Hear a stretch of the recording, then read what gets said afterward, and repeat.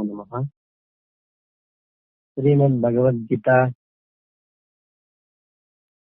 ಏಕಾದಶೋಧ್ಯಾಯಃ ವಿಶ್ವರೂಪ ಸಂದರ್ಶನ ಯೋಗಃ.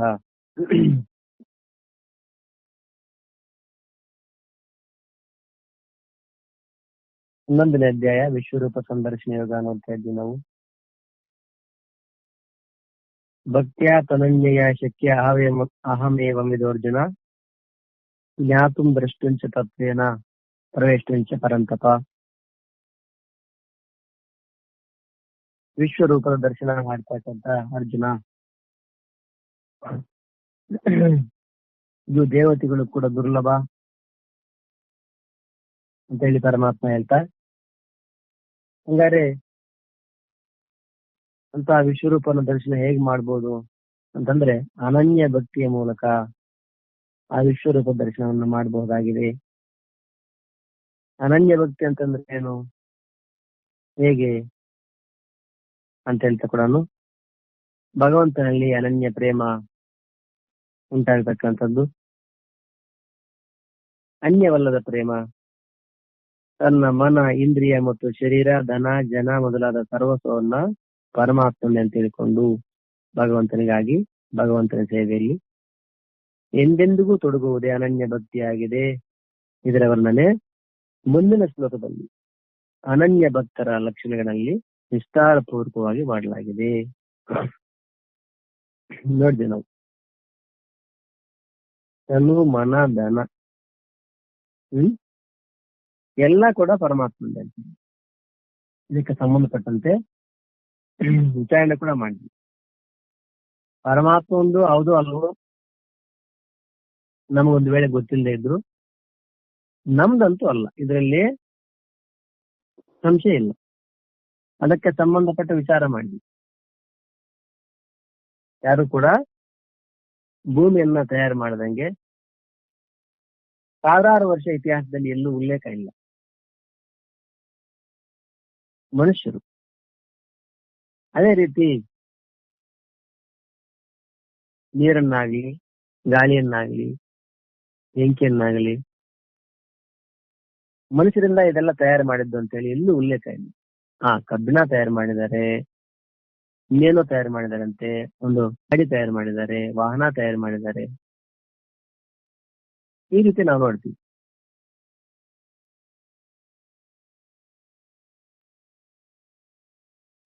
ವಿದ್ಯುತ್ ಶಕ್ತಿಯನ್ನ ಕಂಡುಹಿಡಿತಾರೆ, ಅಟಾಮಿಕ್ ಪವರ್ ಅನ್ನ ಕಂಡುಹಿಡಿತಾರೆ ಹೋಮಿ ಜಹಾಂಗೀರ್ ಬಾಬಾ. ಬೇರೆ ಬೇರೆ ವಿಜ್ಞಾನಿಗಳ ಹೆಸರು ಕೂಡ ಬರ್ತಾರೆ. ನಾವು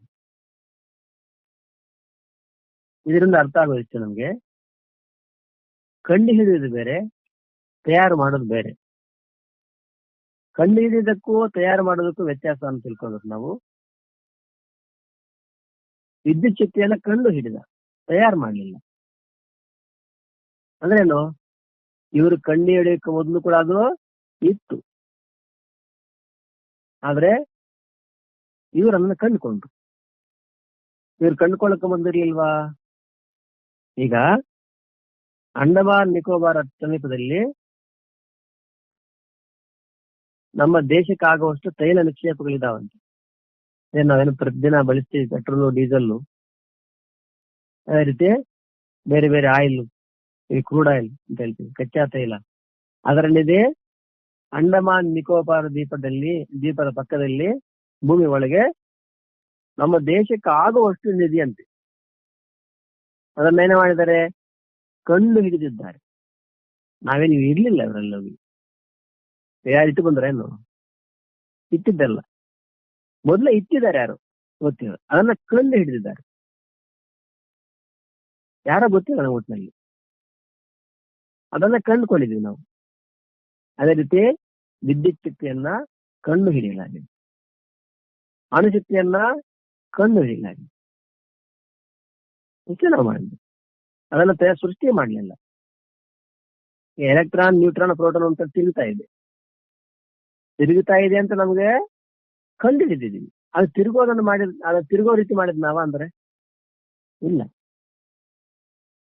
ಅದು ತಿರುಗೋ ರೀತಿ ಮಾಡಿದ್ದ ಯಾರು ನಮ್ಗೆ ಗೊತ್ತಿಲ್ಲ. ತಿರುಗುತ್ತಾ ಇದೆ ಅಂತ ನಮ್ಗೆ ಗೊತ್ತಿದೆ ಅಷ್ಟೇ. ಈಗ ಭೂಮಿ ತಿರುಗುತ್ತಾ ಇದೆ ಅಂತ ನಮ್ಗೆ ಗೊತ್ತಿದೆ, ಅದನ್ನ ಕಂಡು ಹಿಡಿದಿದ್ವಿ. ಭೂಮಿ ತಿರುಗ್ತಾ ಇದೆ ಅಂತ ಹೇಳಿ ವಿಜ್ಞಾನಿ ಕಂಡು ಹಿಡಿದಿದ್ದಾರೆ. ತಿರುವಂಗ ಮಾಡಿದ್ದಾರಂದ್ರೆ ನಮ್ಗೆ ಗೊತ್ತಿಲ್ಲ, ಒಟ್ಟಲ್ಲಿ ನಾವಂತೂ ಇಲ್ಲ, ಅದನ್ನ ಕಂಡುಕೊಂಡಿದ್ದೇವೆ ಅಷ್ಟೇ. ಇದು ಕಂಡು ಹಿಡಿಯುವುದು ಮತ್ತು ತಯಾರು ಮಾಡುವುದು, ಅದಕ್ಕೆ ವ್ಯತ್ಯಾಸ. ದೂರದ ಆಕಾಶದಲ್ಲಿ ಬ್ಲ್ಯಾಕ್ ಹೋಲ್ ಅಂತ ಹೇಳ್ತೇವೆ, ಕಪ್ಪು ರಂಧ್ರಗಳು, ಅದನ್ನ ಕಂಡು ಹಿಡಿಯಲಾಗಿದೆ. ಅದನ್ನು ಸೃಷ್ಟಿ ಮಾಡಲಾಗಿದೆ ಅಂತಿದೆಯಾ? ಇಲ್ಲ, ಸೃಷ್ಟಿ ಮಾಡಲಾಗಿದೆ, ಕಂಡು ಹಿಡಿಯಲಾಗಿದೆ. ಆಕಿನ್ ಸ್ಟೀಫನ್ಸ್ ಅಂತಕ್ಕಂಥ ವಿಜ್ಞಾನಿ ಬ್ಲ್ಯಾಕ್ ಹೋಲ್ಗಳ ಬಗ್ಗೆ ಹೆಚ್ಚಾಗಿ ಅಧ್ಯಯನ ಮಾಡ್ತಾರೆ. ಬ್ಲ್ಯಾಕ್ ಹೋಲ್ ಇರೋದನ್ನ ಕಂಡು ಹಿಡಿದ ಅಷ್ಟೇ, ಅದನ್ನ ಸೃಷ್ಟಿ ಮಾಡಲಿಲ್ಲ. ಅಂದ್ರೇನು? ಮನುಷ್ಯ ಯಾವುದನ್ನು ಸೃಷ್ಟಿ ಮಾಡಲಿಲ್ಲ, ಕೇವಲ ಕಂಡು ಹಿಡಿದ ಅಷ್ಟೇ. ಅಂದ್ರೆ ನಮಗಿಂತ ಮೊದಲು ಅವೆಲ್ಲ ಕೂಡ ಇದಾವೆ. ಅಂದ್ರೆ ಇದರಲ್ಲಿ ಮನುಷ್ಯನ ತಯಾರೇನಿಲ್ಲ. ಹಾಗಾಗಿ ಆದ್ರೆ ಇಷ್ಟೊಂದು ಅನುಕೂಲಯೋಗ್ಯವಾಗಿ, ಕ್ರಮಬದ್ಧವಾಗಿ, ನಿಯಮಬದ್ಧವಾಗಿ ಇರೋದನ್ನು ನೋಡಿ ನಮ್ಗೆ ಅನಿಸ್ತದೆ ಇದ್ರ ಕರ್ತ ಒಬ್ಬ ಇದ್ದಾನೆ. ಯಾಕೆ? ಕಾರ್ಯವನ್ನ ನೋಡಿ ಕಾರಣವನ್ನು ಊಹೆ ಮಾಡ್ತೀವಿ ನಾವು. ಒಂದು ಮೊಬೈಲ್ ಎಷ್ಟು ಚೆನ್ನಾಗಿ ಕೆಲಸ ಮಾಡ್ತೇವೆ ಅಂದ್ರೆ, ಒಂದು ಬಟನ್ ಹತ್ತಿದ್ರೆ ಫೋನ್ ಹೋಗ್ತದೆ, ಇನ್ನೊಂದು ಬಟನ್ ಹತ್ತಿದ್ರೆ ಫೋನ್ ಕಟ್ ಆಫ್. ಮತ್ತೆ ಅಲ್ಲಿ ಯಾವುದೇ ಬಟನ್ ಇರಲ್ಲ, ಆ ಸ್ಕ್ರೀನ್ ಮೇಲೆ ಯಾವ್ದಾದ್ರು ಒತ್ತೋ ಬಟನ್.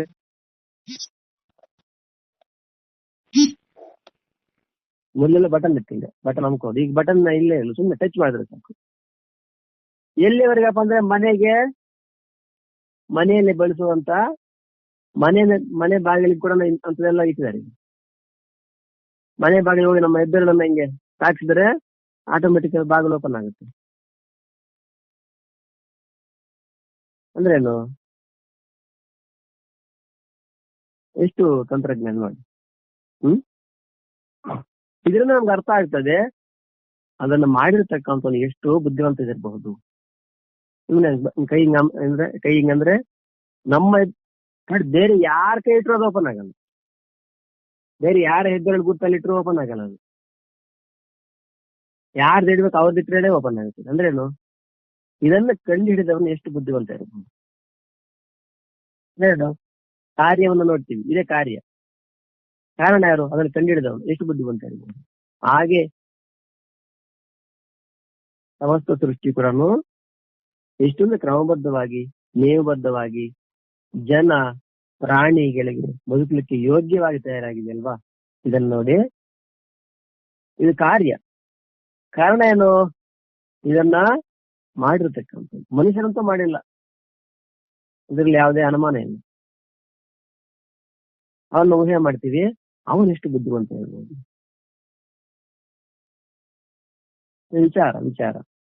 ವಿಚಾರಾಧ್ಯಾಯತೆ ಬೋದು ಅನಿಚಾಯ ನಾನಿ ವರ್ತತೆ ಸೋತ್ಪತ್ತಿ ಮಾತ್ರೇನ ದಹತ್ಯ ಕೆಲ ಸತ್ಯತಾಂ. ಶುದ್ಧವಾದ ಮನಸ್ಸಿನಿಂದ ನಿಷ್ಪಕ್ಷಪಾತವಾಗಿ ವಿಚಾರ ಮಾಡಿದಾಗ ಹೌದು ಅಂತ ಅನಿಸ್ತದೆ. ಆದ್ರೆ ಎಲ್ಲಿ ಅಂತಃಕರಣ ಮಲಿನವಾಗಿದೆಯೋ, ಕಲುಷಿತವಾಗಿದೆಯೋ, ಅಲ್ಲಿ ವಿಚಾರದ ಫಲ ಕೂಡ ಬರಲ್ಲ, ವಿಚಾರ ಮಾಡ್ಲಿಕ್ಕೆ ಕೂಡ ಆಗಲ್ಲ. ಒಂದ್ ವೇಳೆ ಅದನ್ನ ಯಾರಾದ್ರೂ ವಿಚಾರ ಮಾಡಿ ಹೇಳಿದ್ರೆ ಅದನ್ನ ಒಪ್ಪಲಿಕ್ಕೆ ಕೊಡ್ತಾ ಇರಲಿಲ್ಲ. ಯಾಕೆ? ಅಂತಃಕರಣ ಮಲಿನವಾದ ಕಾರಣ. ಹಾಗಾಗಿ ಇದೆಲ್ಲವನ್ನ ಕೂಡ ಪರಮಾತ್ಮ ಅಂತ ತಿಳ್ಕೊಂಡು ಶರೀರ, ಧನ, ಜನ ಕೂಡ ಅವ್ರ ಶರೀರವನ್ನ, ನಮ್ಮ ಶರೀರವನ್ನು ನಾವ್ಯಾರು ಮಾಡ್ಕೊಂಡ್ ಬಂದಿಲ್ಲ. ನಾವೇ ಮಾಡಂಗಿದ್ರೆ ಅಂಗವೈಕಲ್ಯ ಯಾಕೆ ಬರ್ಬೋದಾಗಿತ್ತು? ರೋಗ ರುಜಿನ ಯಾರು ತಗೊಂಡ್ ಬರ್ತಾರೆ? ಬುದ್ಧಿ ವೈಕಲ್ಯವನ್ನು ಯಾರು ಇಷ್ಟಪಡ್ತಾರೆ? ಬಡತನವನ್ನು ಯಾರು ಇಷ್ಟಪಡ್ತಾರೆ? ಗೊತ್ತಿಲ್ಲ. ಅನಿವಾರ್ಯವಾಗಿ ನಮ್ಮನ್ನ ಯಾರೋ ಇಲ್ಲಿ ತಂದು ಬಿಟ್ಟು ಹೋದಂಗೆ ಅದು ಕೂಡ ನಮ್ಗೆ ಅನಿಸ್ತಾನೆ. ಹಾಗಾಗಿ ಯಾರೋ ಒಬ್ರು ಇದ್ದಾರೆ ಒಟ್ಟಿನಲ್ಲಿ, ಅವರನ್ನೆಲ್ಲಿ ಅವನಿಂದ ಇವೆಲ್ಲ ನಡೀತಾ ಇದೆ. ಹ್ಮ್ ಸೂರ್ಯ ಮತ್ತು ಭೂಮಿಗೆ ಇರತಕ್ಕಂಥ ಅಂತರ ಸುಮಾರು 9 ಕೋಟಿ ಕಿಲೋಮೀಟರ್ ಅಂತ. ಒಂದು ಭೂಮಿ ಇನ್ನೊಂದು 2 ಇಂಚು ಮುಂದೆ ಹೋಗ್ಬಿಟ್ರೆ ಇಡೀ ಸೃಷ್ಟಿ ಎಲ್ಲ ಸುಟ್ಟು ಇಡೀ ಭೂಮಿ ಎಲ್ಲ, ಭೂಮಿಯ ಮೇಲೆ ಯಾವುದೇ ಪಶು ಪ್ರಾಣಿ ಪಕ್ಷಿ ಎಲ್ಲ ಸುಟ್ಟು ಹೋಗ್ತಾವ. ಒಂದು 2 ಇಂಚ್ ಹಿಂದೆ ಹೋಗ್ಬಿಟ್ರೆ ಎಲ್ಲ ಮಂಜುಗಡ್ಡೆಯಾಗಿ ಸತ್ತೋಗುತ್ತಾರೆ, ಎಲ್ಲ ಸತ್ತೋಗ್ಬಿಡ್ತಾರೆ. ಅಂದ್ರೇನು? ಹಂಗಂತ ಮಂಜುಗಡ್ಡೆ ಆಗ್ಬಾರ್ದು, ಹಂಗಂತ ಸುಟ್ಟೋಗ್ಬಾರ್ದು. ಎಷ್ಟು ದೂರದಲ್ಲಿದ್ರೆ ಈ ಭೂಮಿ ಮೇಲೆ ಎಲ್ಲರೂ ಸುರಕ್ಷಿತವಾಗಿರ್ತಾರೆ, ಅಷ್ಟೇ ಸರಿಯಾದ ಅಂತರದಲ್ಲಿದೆಯಂತೆ. ಈ ಅಂತರವನ್ನ ನಿರ್ಣಯ ಮಾಡಿದ್ಯಾರು ಅಂತ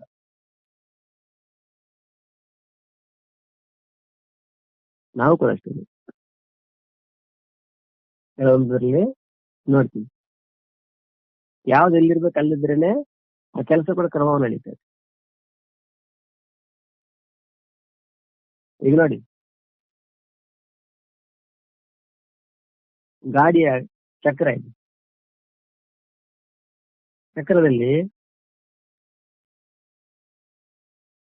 ಗಾಳಿ ತುಂಬಿಸ್ತಾರೆ.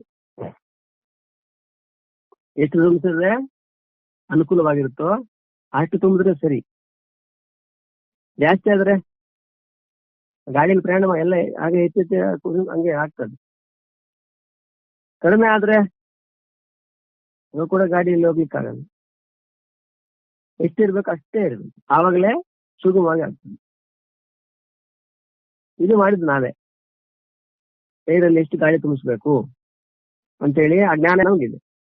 ಮತ್ತೆ ಈ ಸೃಷ್ಟಿಯೆಲ್ಲ ಸುಗಮವಾಗಿ ನಡೀಬೇಕಾದ್ರೆ ಸೂರ್ಯನಿಗೂ ಭೂಮಿಗೂ ಎಷ್ಟು ಅಂತರ ಇರಬೇಕು ಇದೇ ನಿರ್ಣಯ ಮಾಡಿದ್ಯಾರು? ಇದನ್ನ ಹೇಳಿದ ವಿಜ್ಞಾನಿಗಳೇ ಹೇಳ್ತಾರೆ. ಒಂದ್ ವೇಳೆ ಸೂರ್ಯನ ಕಿರಣಗಳು ಭೂಮಿಗೆ ಬರಲಿಲ್ಲ ಅಂದ್ರೆ 1 ತಿಂಗಳ ಒಳಗಾಗಿ ಎಲ್ಲಾ ಇಲ್ಲಿರ್ತಕ್ಕಂಥ ಪ್ರಾಣಿಗಳು ಬೇರೆ ಬೇರೆ ರೋಗ ರುಜಿನಗಳಿಂದ ಎಂದು ಸುತ್ತೋಗ್ಬಿಡ್ತಾರಂತೆ. ಅಷ್ಟೆಲ್ಲ ಬೇರೆ ಬೇರೆ ಬ್ಯಾಕ್ಟೀರಿಯಾ, ಫಂಗಸ್ ಎಲ್ಲ ತಯಾರಾಗಿ ನಿರಂತರವಾಗಿ ಇವೆಲ್ಲ ತಯಾರಾಗ್ತಾ ಇದ್ರು ಸೂರ್ಯನ ಬಿಸಿಲು ಬಂದೊತ್ತಿಗೆನೆ ಅವೆಲ್ಲ ಕೂಡ ಹಾಗೆ ಸುಟ್ಟು ಹೋಗ್ತಾವಂತೆ. ಸಾಮಾನ್ಯವಾಗಿ ಅನಾರೋಗ್ಯ ಆದವ್ರನ್ನ ಸ್ವಲ್ಪ ಬಿಸಿಲಲ್ಲಿ ಕೂರಿಸಿ ಅವ್ರ ಬಟ್ಟೆಯಲ್ಲಿ ಬಿಸಿಲಲ್ಲಿ ಹಾಕಿ, ಮನೆಯಲ್ಲಿ ಏನೋ ಧಾನ್ಯಕ್ಕೆ ಏನೋ ಬೂಜು ಬಂದಿದೆ ಬಿಸಿಲಲ್ಲಿ ಹಾಕಿ, ಬಟ್ಟೆ ಒಳಗೆ ಬಿಸಿಲು ಯಾಕೆ? ಆ ಸೂರ್ಯನ ಕಿರಣಗಳಿಂದ ಅವೆಲ್ಲ ಒಂದೊಂದ್ರೆ ನಮಗೆ ಅಪಾಯ ಮಾಡುವಂತ ಎಲ್ಲ ಕ್ರಿಮಿಕೀಟಕಾದಿಗಳನ್ನು ನಾಶ ಮಾಡುವಂತ ಶಕ್ತಿ ಏನು. ಭೂಮಿಯಿಂದ ಸೂರ್ಯನಿಗೆ ಇಷ್ಟೇ ದೂರ ಇರಬೇಕು ಅಂತ ನಾವು ನಿರ್ಣಯ ಮಾಡಿದ್ವಿ ಅಂತಂದ್ರೆ ಇಲ್ಲ. ಆದ್ರೆ ಸ್ವಲ್ಪ ಹಿಂದೆ ಮುಂದೆ ಆದ್ರೆ ಭೂಮಿಯಲ್ಲಿ ಸೃಷ್ಟಿ ಅಂತ ನಡೆಯೋದೇ ಇಲ್ಲ. ಅಷ್ಟು ಕ್ರಮಬದ್ಧವಾಗಿರ್ತಕ್ಕಂಥ ಆ ಸೃಷ್ಟಿ ವಿಧಾನ ನೋಡಿ ಅನಿಸ್ತದೆ, ಓಹೋ ಇದಕ್ಕೆ ಕಾರಣಕರ್ತ ಒಬ್ಬ ಇದ್ದಾನೆ. ಹಾಗಾಗಿ ಇನ್ನು ಅದರ ಮುಖಾಂತರವೇ ನಮಗೂ ಕೂಡ ಅಷ್ಟೇ ಇನ್ನೆಲ್ಲ ಪ್ರಾಪ್ತಿಯಾಗಿದೆ. ಶರೀರ ಆಗಿರಬಹುದು, ಶರೀರಕ್ಕೆ ಸಂಬಂಧಪಟ್ಟ ಸಂಬಂಧಗಳಾಗಿರ್ಬಹುದು, ಧನ ಜನ ಇವೆಲ್ಲ ಕೂಡ ಯಾರದು ಅಂತಂದ್ರೆ ಎಲ್ಲಾ ಪರಮಾತ್ಮಂದೇ ಅಂತೇಳಿ ತಿಳ್ಕೊಂಡು ಜೀವನ ಮಾಡೋದು ಕೂಡ ಭಕ್ತಿಯಾಗಿದೆ. ಇದಕ್ಕೆ ಸಂಬಂಧಪಟ್ಟಂತೆ ತುಂಬಾನೇ ವಿಚಾರ ಮಾಡಿ 3-4 ದಿವಸದಿಂದ ಏನ್ ಹಂಗೆ ಜೀವನ ಮಾಡಿದ್ರೇನು? ಏನ್ ಭಗವಂತಂದು ಅಂತ ತಿಳ್ಕೊಂಡು ಜೀವನ ಮಾಡಿದ್ರೆ ಜೀವನ ನಡೀತದ? ಭಗವಂತನ ಹೆಸರು ಇಲ್ಲ, ಏನೂ ಇಲ್ಲ, ಆನಂದ ಬರ್ತಾ ಇಲ್ವಾ ಅವರು?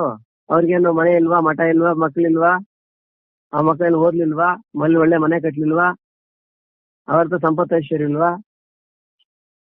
ಇಷ್ಟೆಲ್ಲ ಪರಮಾತ್ಮ ಅಂದ್ಕೊಂಡ್ರೇನ ಜೀವನ ಸಾಗೋದು? ನಂದು ನನ್ನ ಜೀವನ ಸಾಗಲ್ವಾ ಅಂತ ಕೂಡ ಪ್ರಶ್ನೆ ಬರ್ಬೋದು. ಜೀವನ ಅಂತಕ್ಕಂಥದ್ದು ಪರಮಾತ್ಮನ ಬೈತಾ ಇದ್ರು ಕೂಡ ಜೀವನ ಸಾಗ್ತದೆ. ನನ್ನನ್ನು ಬೈದಿದ್ದಾನೆ, ಹಂಗಾಗಿ ಅವನನ್ನು ಕೊಂದುಬಿಡಿ, ಅವನ ಸುಟ್ಟು ಬೂದಿ ಆಗ್ಲಿ, ಆತರ ಪರಮಾತ್ಮನ ಮಾಡ್ತೀನಿ ಇಲ್ಲ. ಈಗ ನಿಮ್ಮ ಸ್ವಂತ ಮಕ್ಕಳಿದ್ದಾರೆ, ಅವರು ಕೂಡ ನಿಮ್ಮನ್ನು ಬೈತಾರೆ, ನೀವು ಸುಟ್ಟು ಬೂದಿ ಮಾಡ್ತೀರಾ ಅಥವಾ ಪೊಲೀಸ್ ಜೈಲಿಗೆ ಕಳಿಸ್ತೀರಾ? ಸಣ್ಣ ಮಕ್ಕಳಿದ್ದಾರೆ, ಏನ್ ಮಾಡ್ತೀರಿ? ನಗುತ್ತಾರಷ್ಟೇ ಅವರು. ಅವನು ಬೈತಾನೆ, ತಳ್ಳಾಡ್ತಾನೆ, ಮನೆಯಲ್ಲಿರೋ ವಸ್ತುಗಳನ್ನ ಬಿಸಾಕ್ತಾನೆ, ಏನ್ ಮಾಡ್ತೀವಿ ನಾವು? ಏನೂ ಮಾಡಲ್ಲ, ನಗುತ್ತೀರಿ ಅಷ್ಟೇ. ಹಾಗೇನೆ ಪರಮಾತ್ಮ ನಂಬಿದ್ರೇನೆ ಜೀವನ, ನಂಬದೇ ಇದ್ರೇನು ಜೀವನ ಇಲ್ವಾ? ಏನು ವ್ಯತ್ಯಾಸ ಇಲ್ಲ, ಎಲ್ಲ ನಡೀತದೆ. ಪರಮಾತ್ಮ ನಂಬದೇ ಇದ್ರೆ, ಭಗವದ್ಗೀತೆ ಕೇಳದೇ ಇದ್ರೆ, ಸತ್ಸಂಗ ಮಾಡದೇ ಇದ್ರೆ ಜೀವನ ತುಂಬಾ ಕಷ್ಟ. ಅದ ಏನ್ ಕಷ್ಟ ಇಲ್ಲ, ಯಥಾಪ್ರಗ ನಡೀತದೆ. ಮತ್ತೇನಪ್ಪಾ ಅಂದ್ರೆ ತಿಳ್ಕೊಂಡು ಜೀವನ ಮಾಡಿದಾಗ ಮನುಷ್ಯ ಪ್ರತಿದಿನ ಪ್ರತಿ ಕ್ಷಣ ಆನಂದಮಯವಾಗಿ ಬದುಕ್ತಾನೆ. ತಿಳಿದೇ ಜೀವನ ಮಾಡಿದ್ರೆ ಒದ್ದಾಡ್ತಾನೆ ಬದುಕ್ತಾನೆ. ಅಂದ್ರೆ ನಮ್ಮ ಹತ್ರ ಎಲ್ಲಾ ಇದ್ರು, ಪರಮಾತ್ಮ ಎಲ್ಲಾ ಕೊಟ್ಟಿದ್ರು, ಸುಖ ಅಂದ್ರೆ ಗೊತ್ತಿಲ್ಲ ಅನ್ನೋ ರೀತಿಯಲ್ಲಿ ಬದುಕ್ತಾನೆ. ಎಲ್ಲ ಇರ್ತದೆ, ಸುಖ ಸಾಧನೆಗಳಿದೆ, ಆದ್ರೆ ಸುಖನೇ ಇದೆ. ಸುಖ ಸಾಧನೆಗಳು ಎಲ್ಲೇ ಇದ್ರೂ ಸುಖವಾಗಿ ಬದುಕ್ತಾನೆ. ಯಾವಾಗ? ಆ ಪರಮಾತ್ಮನ ಮೇಲೆ ವಿಶ್ವಾಸದಿಂದ ಶಾಸ್ತ್ರ ವಾಕ್ಯಗಳನ್ನು ಅನುಸರಿಸಿ ಜೀವನ ಮಾಡಿದಾಗ ಅವನ ಹತ್ರ ಭೋಗ ವಸ್ತು ಇಲ್ಲದೆ ಇರಬಹುದು, ಸುಖ ಸಾಧನೆ ಇಲ್ಲದೆ ಇರ್ಬೋದು, ಆದ್ರೆ ಸುಖವಾಗಿ ಬದುಕ್ತಾನೆ. ಒಂದ್ ವೇಳೆ ಈ ಜ್ಞಾನ ಇಲ್ಲ ಅಂತಂದ್ರೆ ಎಲ್ಲಾ ಸುಖ ಸಾಧನೆಗಳ ಮಧ್ಯದಲ್ಲಿ ಕೂಡ ಅಳುತ್ತಾನೆ ಜೀವನ ಮಾಡ್ತಾನೆ. ಇಷ್ಟೇ ವ್ಯತ್ಯಾಸ. ಮತ್ತೆ ಅವನಿಗೇನು ಭಗವಂತ ನಂಬಿದ್ರೆ ಬಂದ್ಬಿಡುತ್ತೆ. ಮತ್ತೆ ಇನ್ನೊಂದು ಕೆಲವರು ಮಾತಾಡಿ ಪರಮಾತ್ಮ ನಂಬ್ಕೊಂಡಂಗಾಗ ಅವನಿಗೆ ಕೋಟಿ ಸಂಪತ್ತ ಐಶ್ವರ್ಯ ಏನಂತೆ. ಪರಮನಾಸ್ತಿಯರಿಗೆ ಇರುವಷ್ಟು ಸಂಪತ್ತ ಐಶ್ವರ್ಯ ಭಗವಂತ ನಂಬಿರೋರಿಗೆ ಎಲ್ಲಿದೆ?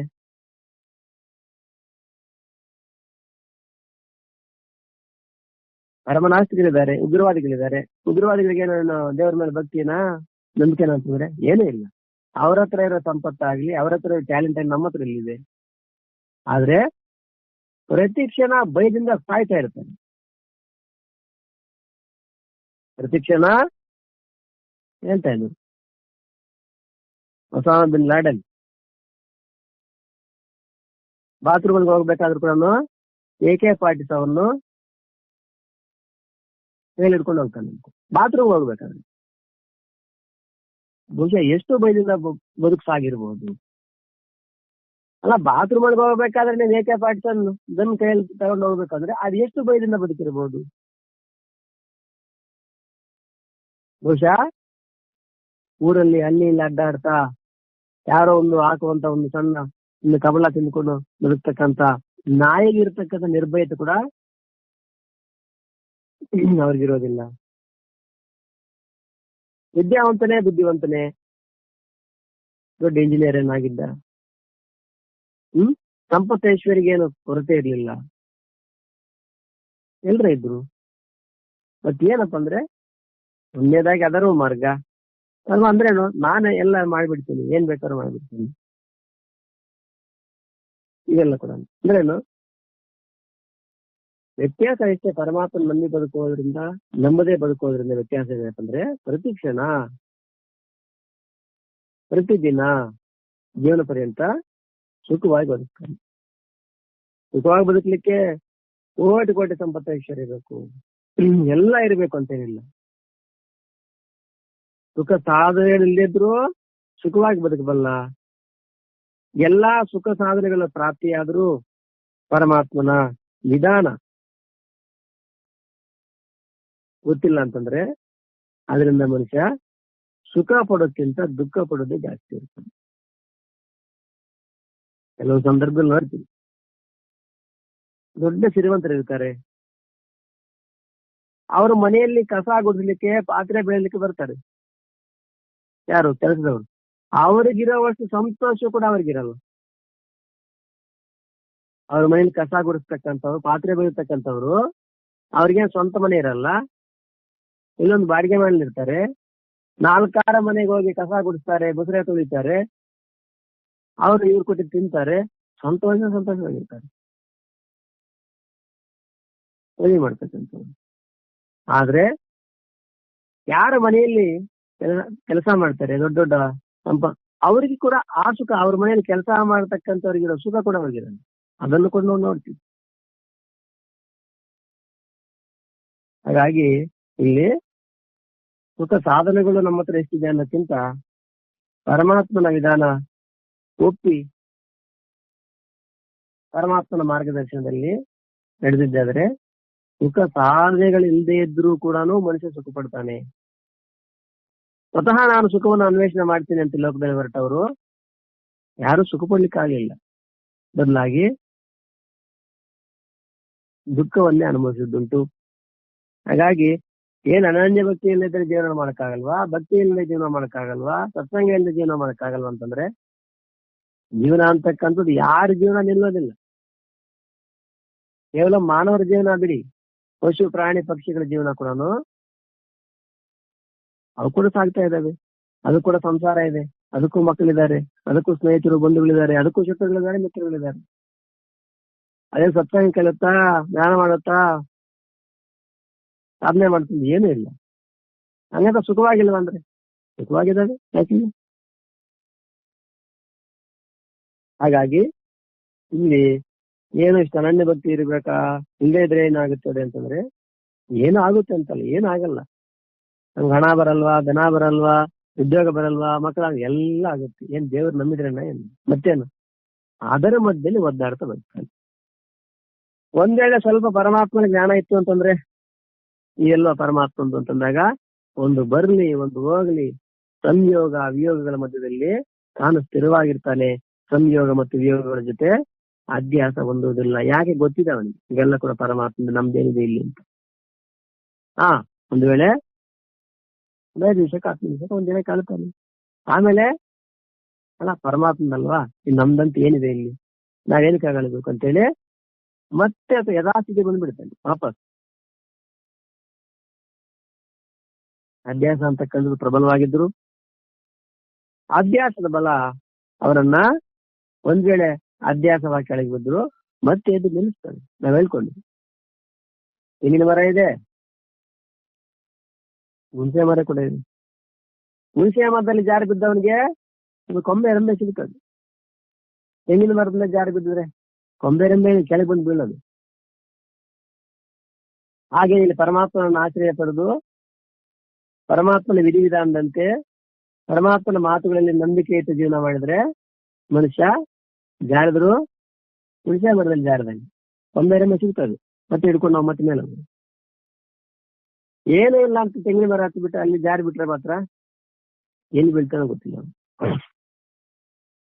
ಹಾಗೆ ಇಲ್ಲಿ ಅನನ್ಯ ಭಕ್ತಿಯಿಂದ ಪರಮಾತ್ಮನ ದರ್ಶನ ಮಾಡಬಹುದಾಗಿದೆ, ತತ್ವದಿಂದ ತಿಳಿಯಬಹುದಾಗಿದೆ, ಏಕೀಭಾವದಿಂದ ಪ್ರಾಪ್ತವಾಗಲಿಕ್ಕೆ ಕೂಡ ಸಹ ಶಕ್ಯನಾಗಿದ್ದಾನೆ. ಹಾಗಾಗಿ ಜ್ಞಾನ ಕೂಡ ಭಕ್ತಿಯಿಂದ ಒಡಗೂಡಿದ್ದಾಗಲೇ ತತ್ವ ಅನ್ವೇಷಣೆ ಆಗಿರ್ಬೋದು, ಜ್ಞಾನ ಕೂಡ ಆಗಿರ್ಬೋದು, ಎಲ್ಲ ಕೂಡ ಭಕ್ತಿಯಿಂದ ಒಡಗೂಡಿದಾಗ ಅವು ಇನ್ನಷ್ಟು ಏನಾಯ್ತವೆ, ಆಶ್ರಯ ಆಗ್ತವೆ, ನಮಗೆ ಇನ್ನಷ್ಟು ಬಲವನ್ನ ಕೊಡ್ತವೆ. ಮನುಷ್ಯನಿಗೆ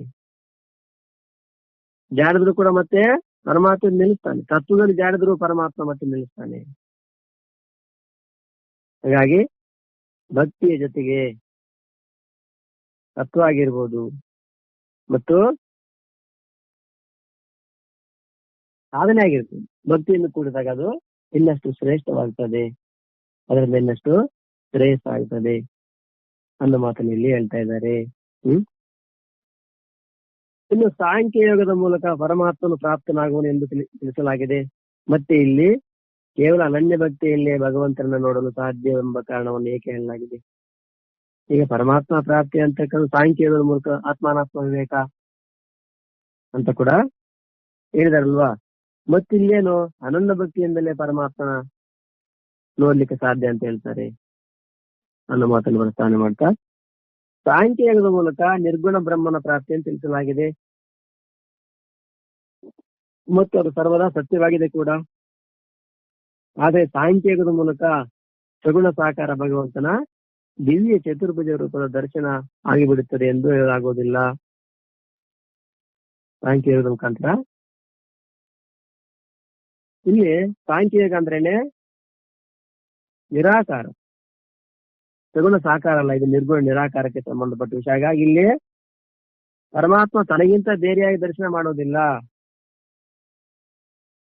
ಅದು ಆಗಿಲ್ಲ. ಯಾಕಂದ್ರೆ ಸಾಂಖ್ಯಯೋಗದ ಮೂಲಕ ಸಾಕಾರ ರೂಪದಲ್ಲಿ ದರ್ಶನವನ್ನು ಕೊಡಲು ಭಗವಂತನಿಗೆ ಬಾಧ್ಯನಲ್ಲ. ನಿರ್ಗುಣ ನಿರಾಕಾರ ಸಾಧನೆ ಮಾಡ್ತಕ್ಕಂಥವ್ರಿಗೆ ಪರಮಾತ್ಮ ಸಗುಣ ಸಾಕಾರವಾಗಿ ದರ್ಶನ ಕೊಡುವಂತ ವಿಧಾನ ಇಲ್ಲ. ಯಾಕೆ? ಅಲ್ಲೇ ಒಂದೇ ಉಳಿತಕ್ಕಂಥದ್ದು, ನಿರ್ಗುಣ ನಿರಾಕಾರ, ಅಲ್ಲಿ ಸಾಕಾರ ಇಲ್ವಲ್ಲ. ಹಾಗಾಗಿ ಸಾಕಾರ ದರ್ಶನ ಕೊಡ್ಲಿಕ್ಕೆ ಪರಮಾತ್ಮನ ಬಾಧ್ಯನಲ್ಲ. ಅದು ಭಕ್ತಿಯ ಮೂಲಕನೇ, ಭಕ್ತಿಯೋಗದ ಮೂಲಕನೇ ಸಾಧ್ಯ ಆಗ್ತದೆ. ಮತ್ತು ಸಾಂಖ್ಯದ ಮೂಲಕ ನಿರ್ಗುಣ ಬ್ರಹ್ಮನ ಪ್ರಾಪ್ತಿ ಆಗ್ತದೆ, ಆ ವಿಷಯ ಬೇರೆ. ಒಂದು ವೇಳೆ ಸಾಕಾರವನ್ನು ಅನುಭವಿಸಿದ್ದೆ ಆದ್ರೆ ಅದು ಭಕ್ತಿಯೋಗದ ಮೂಲಕ ಪ್ರಾಪ್ತಿ ಆಗ್ತದೆ. ಇಲ್ಲಿ ಈ ವಿಶೇಷವಾಗಿ ಈ ಪ್ರಕರಣ ಸಗುಣ ಭಗವಂತನ ದರ್ಶನದ್ದೇ ಪ್ರಕರಣ ಇದೆ. ಆದ್ರಿಂದ ಇಲ್ಲಿ ಕೇವಲ ಅನನ್ಯ ಭಕ್ತಿಯನ್ನೇ ಭಗವದ್ ದರ್ಶನಾದಿಗಳಲ್ಲಿ ಕಾರಣವೆಂದು ತಿಳಿಸುವುದು ಉಚಿತ. ಅಂದ್ರೆ ಏನು? ಈ ಸಂದರ್ಭಕ್ಕನುಸಾರವಾಗಿ ಇಲ್ಲಿ ಅನನ್ಯ ಭಕ್ತಿಯನ್ನ ಪ್ರಸ್ತಾವನೆ ಮಾಡ್ತಕ್ಕಂಥದ್ದು ಸರಿನೇ ಇದೆ. ಅದೇ ಸಾಂಖ್ಯಯೋಗದಲ್ಲಿ ಬಂದಾಗ ಅಲ್ಲಿ ನಿರ್ಗುಣ ಪರಮಾತ್ಮನ ಪ್ರಾಮುಖ್ಯತೆಯಲ್ಲಿ ವರ್ಣನೆ ಮಾಡಲಾಗ್ತದೆ. ಇಲ್ಲಿ ಸಗುಣ ಪರಮಾತ್ಮನ ವರ್ಣನೆ, ಅನನ್ಯ ಭಕ್ತಿ, ಅದಕ್ಕೆ ಸಂಬಂಧಪಟ್ಟ ಇದು ಪ್ರಕರಣವಾಗಿದೆ. ಯಾಕಂದ್ರೆ ವಿಶ್ವರೂಪ ದರ್ಶನ ಅಂದ್ರೆ ಇಲ್ಲಿ ಪರಮಾತ್ಮ ಬೇರೆ ತಾನು ಬೇರೆ ಅಂತೇಳಿನೇ ಪರಮಾತ್ಮ ದರ್ಶನ ಮಾಡ್ತಾ ಇದ್ದಾನೆ. ಅನನ್ಯ ಭಕ್ತಿಯ ಮೂಲಕ ಭಗವಂತನನ್ನು ನೋಡುವುದು, ತಿಳಿಯುವುದು ಮತ್ತು ಏಕೀಭಾವದಿಂದ ಪ್ರಾರ್ಥನೆ ಮಾಡಿಕೊಳ್ಳುವುದು ಸುಲಭವೆಂದು ತಿಳಿಸಲಾದ ಕಾರಣ ಅನನ್ಯ ಭಕ್ತಿಯ ಸ್ವರೂಪವನ್ನ ತಿಳಿಯುವ ಬಯಕೆ ಉಂಟಾದಾಗ ಈ ಅನನ್ಯ ಭಕ್ತನ ಲಕ್ಷಣಗಳನ್ನ ವರ್ಣನೆ ಮಾಡಲಾಗ್ತದೆ. ಅನನ್ಯ ಭಕ್ತಿಯ ಮೂಲಕ ಪರಮಾತ್ಮನ ನೋಡುವುದು, ತಿಳಿಯುವುದು ಮತ್ತು ಏಕೀಭಾವದಿಂದ ಪ್ರಾಪ್ತಿ ಮಾಡಿಕೊಳ್ಳುವುದು ಸುಲಭವೆಂದು ತಿಳಿಸಲಾದ ಕಾರಣ ಅನನ್ಯ ಭಕ್ತಿಯ ಮೂಲಕನೇ ಪರಮಾತ್ಮ ನೋಡ್ಬೇಕಾದ್ರು, ತಿಳಿಬೇಕಾದ್ರು, ಏಕೀಭಾವದಿಂದ ಪ್ರಾಪ್ತಿ ಮಾಡಿಕೊಳ್ಬೇಕಾದ್ರು ಕೂಡ ಅನನ್ಯ ಭಕ್ತಿಯ ಮೂಲಕ ಸುಲಭ ಅಂತೇಳಿ ತಿಳಿಸಲಾದ ಕಾರಣ ಅನನ್ಯ ಭಕ್ತಿಯ ಸ್ವರೂಪ. ಹಾಗಾದ್ರೆ ಅನನ್ಯ ಭಕ್ತಿ ಅಂತ ಹೇಳಿದ್ರೆ ಏನ್ ನೋಡಿದ್ವಿ? ಆ ಅನನ್ಯ ಭಕ್ತಿಯ ಸ್ವರೂಪ ಹೇಗಿರ್ತದೆ? ಹಾಗಾಗಿ ಈಗ ಅನನ್ಯ ಭಕ್ತನ ಲಕ್ಷಣಗಳು, ಆ ಅನನ್ಯ ಭಕ್ತಿ ಇರ್ತಕ್ಕಂಥವ್ನು ಹೇಗಿರ್ತಾನೆ ಅವರ ಲಕ್ಷಣಗಳನ್ನ ಇಲ್ಲಿ ವರ್ಣನೆ ಮಾಡಲಾಗ್ತಾ ಇದೆ. ಮತ್ಕರ್ಮ ಕೃನ್ ಮತ್ಪರಮೋ ಮದ್ಭಕ್ತ ಸಂಗವರ್ಜಿತ ನಿರ್ವೈರಃ ಸರ್ವಭೂತೇಷು ಯಸ್ಸಮಾಮೇತಿ ಪಾಂಡವ. ಮತ್ಕರ್ಮ ಕೃನ್ ಮತ್ಪರಮೋ ಮದ್ಭಕ್ತ ಸಂಗವರ್ಜಿತ ನಿರ್ವೈರಃ ಸರ್ವಭೂತೇಷು ಯಸ್ಸಮಾಮೇತಿ ಪಾಂಡವ. ಮತ್ಕರ್ಮ ಕೃನ್ ಮತ್ಪರಮೋ ಮದ್ಭಕ್ತ ಸಂಗವರ್ಜಿತ ನಿರ್ವೈರಃ ಸರ್ವಭೂತೇಷು ಯಸ್ಸಮಾಮೇತಿ ಪಾಂಡವ. ಪಾಂಡವ ಯಹ ಮತ್ಕರ್ಮ ಕೃತು ಮತ್ಪರಮಃ ಮದ್ಭಕ್ತಃ ಸಂಗವರ್ಜಿತಃ ಸರ್ವಭೂತೇಷು ನಿರ್ವೈರಃ ಸಹ ಮಾಂ ಏತಿ ಪಾಂಡವ. ಹೇ ಅರ್ಜುನ, ಯಹ ಯಾವ ಪುರುಷನು ಮತ್ಕರ್ಮ ಕೃತ್ ಕೇವಲ ನನಗಾಗಿಯೇ ಸಮಸ್ತ ಕರ್ತವ್ಯ ಕರ್ಮಗಳನ್ನು ಮಾಡುವವನಾಗಿದ್ದಾನೆ, ಮತ್ಪರಮಃ ನನ್ನ ಪರಾಯಣನಾಗಿದ್ದಾನೆ, ಮದ್ಭಕ್ತಃ ನನ್ನ ಭಕ್ತನಾಗಿದ್ದಾನೆ, ಸಂಗವರ್ಜಿತಃ ಆಸಕ್ತಿ ರಹಿತನಾಗಿದ್ದಾನೆ, ಸರ್ವಭೂತೇಷು ನಿರ್ವೈರಃ ಸಮಸ್ತ ಭೂತ ಪ್ರಾಣಿಗಳಲ್ಲಿ ವೈರಭಾವ ರಹಿತನಾಗಿದ್ದಾನೆ. ಸಹ ಅವನು ಅಂದ್ರೆ ಆ ಅನನ್ಯ ಭಕ್ತಿ ಯುಕ್ತನಾದ ಪುರುಷನು ಮಾಂ ಏತಿ ನನ್ನನ್ನೇ ಹೊಂದುತ್ತಾನೆ. ಅರ್ಜುನ, ಯಾವ ಪುರುಷನು ಕೇವಲ ನನಗಾಗಿಯೇ ಸಂಪೂರ್ಣ ಕರ್ತವ್ಯ ಕರ್ಮಗಳನ್ನು ಮಾಡುವವನಾಗಿದ್ದಾನೋ, ನನ್ನ ಪರಾಯಣನಾಗಿದ್ದಾನೋ, ನನ್ನ ಭಕ್ತನಾಗಿದ್ದಾನೋ, ಆಸಕ್ತಿ ರಹಿತನಾಗಿದ್ದಾನೋ ಮತ್ತು ಸಮಸ್ತ ಪ್ರಾಣಿಗಳಲ್ಲಿ ವೈರಭಾವ ರಹಿತನಾಗಿದ್ದಾನೋ, ಆ ಅನನ್ಯ ಭಕ್ತಿ ಯುಕ್ತನಾದ ಪುರುಷನು ನನ್ನನ್ನೇ ಹೊಂದುತ್ತಾನೆ. ಇಲ್ಲಿ ಅನನ್ಯ ಭಕ್ತರ ಲಕ್ಷಣಗಳಿವೆ. ಅನನ್ಯ ಭಕ್ತಿ ಅಂತಂದ್ರೆ ನೋಡಿದ್ವಿ, ಎಲ್ಲವನ್ನು ಪರಮಾತ್ಮನು ತಿಳ್ಕೊಂಡು, ಇದರ್ಥ ಎಲ್ಲವೂ ಪರಮಾತ್ಮ ತಿಳ್ಕೊಂಡ್ಬಿಟ್ಟು ಎಲ್ಲ ಪರಮಾತ್ಮ ಆಗಿಬಿಡ್ತದೆ, ಮತ್ತೆ ನಮ್ದೇನು ಉಳಿಯಲ್ವಲ್ಲ ಅಂತ ಕೂಡ ಅನ್ಕೊಂಡ್ಬಿಡೇನು.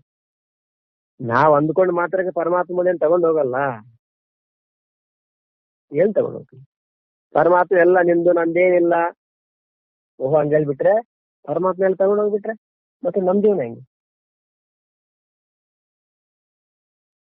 ಅಂದ ಮಾತ್ರಕ್ಕೆ ಪರಮಾತ್ಮ ಯಾರು ಅಲ್ಲ, ಅದೆಲ್ಲ ಪರಮಾತ್ಮಂದೇ ಆಗಿರ್ಬೇಕಾದ್ರೆ ನೀನ್ ಹೇಳಿದ್ರೆ ಪರಮಾತ್ಮಂದ ಏನು? ನೀನ್ ಹೇಳ್ದೆ ಇದ್ರೆ ಪರಮಾತ್ಮಂದೇ, ಮತ್ತೇನು? ನೀನು ಆ ರೀತಿ ಭಾವನೆ ಮಾಡಿದಾಗ ನಿನ್ನ ಮೇಲೆ ಭಾರ ಇರಲ್ಲ, ನೀನು ಹಗುರವಾಗ್ತೀಯ. ಇಲ್ಲಾಂದ್ರೆ ನೀನು ಎತ್ಕೊಂಡು ತಿರ್ಬೇಕಾಗ್ತದೆ, ಎಲ್ಲವನ್ನ ನಾವ್ ಎತ್ಕೊಂಡು ತಿರ್ಬೇಕು. ನಾವ್ ಹೇಳ್ಕೊಂಡು ಬಸ್ಸಲ್ಲಿ ಲಗೇಜ್ ಕ್ಯಾರಿಯರ್ ಆಗ್ಬೋದು, ಅಥವಾ ನಿಮ್ಮ ಮೇಲೆ ಕೂಡ ನೀವು ತಲೆ ಮೇಲೆ ಕೂಡ ಇಟ್ಕೊಂಡು ಪ್ರಯಾಣ ಮಾಡ್ಬೋದು. ನಿಮ್ಮ ನಮ್ಮ ಲಗೇಜನ್ನ ಹೊರೋದು ಯಾರಪ್ಪ ಅಂದ್ರೆ ಬಸ್ಸೇ. ಹಾಗೆ ಪ್ರಪಂಚದ ಎಲ್ಲವನ್ನ, ನಿನ್ನ ಸಂಸಾರ ಬರೋದು ಪರಮಾತ್ಮನೇ.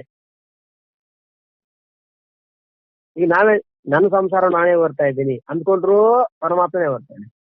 ಪರಮಾತ್ಮನೇ ನೀನೇ ಈ ಸಂಸಾರವನ್ನ ಎಲ್ಲ ನಿಂದು ಅಂತಂದ್ಕೊಂಡ್ರು ಅವಾಗಲೂ ಪರಮಾತ್ಮನೇ ಭಾವನೆ. ಹೀಗಾಗಿ ಎಲ್ಲ ನಿಂದು ಅಂದ್ಬಿಟ್ರೆ ಎಲ್ಲ ಪರಮಾತ್ಮ. ಏನು ಯಾರಿಗ್ ಬೇಕು ಅಲ್ಲ. ಈ ಅನಿತ್ಯ ವಸ್ತು ಅಲ್ಲ, ಮನುಷ್ಯರಾದವರೇ ಬುದ್ಧಿವಂತನಾದವನೇ ಇದ್ರ ಬಗ್ಗೆ ಯಾವ ವಸ್ತುಗಳು ಬೇಡ ಅಂತಾನೆ ಸುಮ್ಮನೆ ಇರ್ತಾನೆ ಬುದ್ಧಿವಂತನಾದವನು. ಅಹಂಕಾರ ಇಲ್ಲ. ಇನ್ನು ಪರಮಾತ್ಮನಿಗೆ ಹಾಗಾಗಿ ಇದೆಲ್ಲ ಪರಮಾತ್ಮ ಮಾತ್ರ ನಮ್ದೇನೋ ಹೋಗ್ಬಿಡ್ತದೆ ಅಂತಂದ್ರೆ ಏನು ಹೋಗಲ್ಲ. ಬದಲಾಗಿ ಹಗುರವಾಗ್ತಾನೆ, ಭಾರರಹಿತನಾಗ್ತಾನೆ, ಸುಖಿ ಆಗ್ತಾನೆ ಅಷ್ಟೇ, ಇನ್ನೇನಿಲ್ಲ. ಇದನ್ನ ಒಳಗಡೆ ಜೀವನದ ಪ್ರತಿ ಹಂತದಲ್ಲಿ ಕೂಡ ಹೇಗೆ ನಾನು ಅನ್ವಯ ಮಾಡಬೇಕು, ಆ ರೀತಿ ಭಾವನೆ ಮಾಡಿದಾಗ ಆಗಿಂದಾಗಲೇ ಮನುಷ್ಯ ಹಗುರವಾಗ್ಲಿಕ್ಕೆ ಶುರುವಾಗ್ತಾನೆ. ಇಲ್ಲ ಅಂತಂದ್ರೆ ಪ್ರತಿಯೊಂದು ಭಾರವಾಗಿ ಜೀವನ ಪರ್ಯಂತ ಹೋರ್ಲಾದ ಭಾರವನ್ನ ಹೊರ್ತಾ ಜೀವನ ಮಾಡ್ತಾ ಇರ್ತಾನೆ. ಅದನ್ನ ಹೇಳ್ತಿದ್ದಾರೆ. ಹಾಗಾಗಿ ಇಲ್ಲಿ ಮತ್ಕರ್ಮ ಕೃತ್ ಏನಪ್ಪಾ ಇದ್ರ ಭಾವನೆ ಅಂತ ಹೇಳ್ತಾ, ಯಾವ ಮನುಷ್ಯನು ಸ್ವಾರ್ಥ, ಮಮತೆ ಮತ್ತು ಆಸಕ್ತಿಯನ್ನು ಬಿಟ್ಟು ಎಲ್ಲವೂ ಭಗವಂತನದ್ದು ಎಂದು ತಿಳಿದು ತನ್ನನ್ನು ಕೇವಲ ನಿಮಿತ್ತ ಮಾತ್ರನೆಂದು ತಿಳಿಯುತ್ತಾ ಯಜ್ಞ, ದಾನ, ತಪ, ಊಟ, ತಿಂಡಿ, ವ್ಯವಹಾರ ಮತ್ತು ಸಮಸ್ತ ಶಾಸ್ತ್ರವೇತ ಕರ್ತವ್ಯ ಕರ್ಮಗಳನ್ನು ನಿಷ್ಕಾಮ ಭಾವದಿಂದ ಭಗವಂತನ ಪ್ರಸನ್ನತೆಗಾಗಿಯೇ ಭಗವಂತನ ಆಜ್ಞಾನುಸಾರ ಮಾಡುತ್ತಾನೋ ಅವನು ಮತ್ಕರ್ಮ ಕೃತ್, ಅರ್ಥಾತ್ ಭಗವಂತನಿಗಾಗಿ ಭಗವಂತನ ಕರ್ಮಗಳನ್ನ ಮಾಡುವವನಾಗಿದ್ದಾನೆ. ಮತ್ಕರ್ಮ ಕೃತ್ ಏನು? ನನಗಾಗಿಯೇ ಸಮಸ್ತ ಕರ್ತವ್ಯ ಕರ್ಮಗಳನ್ನ ಮಾಡುವುದು. ಏನ್ ಮಾಡ್ತಾನೆ? ಕರ್ತವ್ಯ ಕರ್ಮಗಳನ್ನ ಮಾಡ್ತಾನೆ. ಮತ್ತೆ ಎಲ್ಲವನ್ನು ಮಾಡ್ಬಿಡ್ತಾನೆ, ನಿಷಿದ್ಧ ಕರ್ಮಗಳು ಅಂತಾನೆ. ಎಲ್ಲವನ್ನು ಮಾಡ್ತಾನೆ. ಇದರರ್ಥ ಭಗವಂತ ಎಲ್ಲ ನಿಂದೆ ಅಂತ ಹೇಳ್ತಾನೆ, ಏನು ಮಾಡೋದಿಲ್ಲ. ಪರಮಾತ್ಮ ಎಲ್ಲ ನಿಂದೆ ಅಂತೇಳಿ ಇವನೇನು ಮಾಡಲ್ಲ ಹಂಗಂತಲ್ಲ, ಎಲ್ಲ ಮಾಡ್ತಾನೆ. ಏನ್ ಮಾಡ್ತಾನೆ? ಎಲ್ಲಾ ಕರ್ತವ್ಯ ಕರ್ಮಗಳನ್ನ ಮಾಡ್ತಾನೆ. ಏನು? ಪರಮಾತ್ಮನಾಗೆ ಮಾಡ್ತಾನೆ. ಇದರರ್ಥ ಎಲ್ಲ ಪರಮಾತ್ಮಂದೇ, ನಾನೇನು ಮಾಡಲ್ಲ ಅಂತ. ವಿಷಯ ಏನಪ್ಪ ಅಂದ್ರೆ, ಎಲ್ಲ ನನಗಾಗೆ ಮಾಡ್ತಿದ್ದೇನೆ ಅಂತಾನು ಕೂಡ ಮಾಡ್ಬೋದು, ನಿನ್ಗಾಗೆ ಮಾಡ್ತಿದ್ದೇನೆ ಅಂತಾನು ಕೂಡ ಮಾಡ್ಬೋದು. ಭಾವನೆ ಅಷ್ಟೇ. ನನಗಾಗಿ ಮಾಡಿದ್ರು ಜೀವನ ನಡೀತದೆ, ನಿನಗಾಗಿ ಮಾಡಿದ್ರು ಜೀವನ ನಡೀತದೆ. ನಿನಗಾಗಿ ಮಾಡಿದಾಗ ಜೀವನ ಸುಖಮಯ, ನನಗಾಗಿ ಮಾಡಿದಾಗ ಜೀವನ ಭಾರ ಅಷ್ಟೇ ಇಲ್ಲಿ. ಹಾಗಾಗಿ ಮತ್ಕರ್ಮ ಕೃತ್ ಅಂದ್ರೇನು?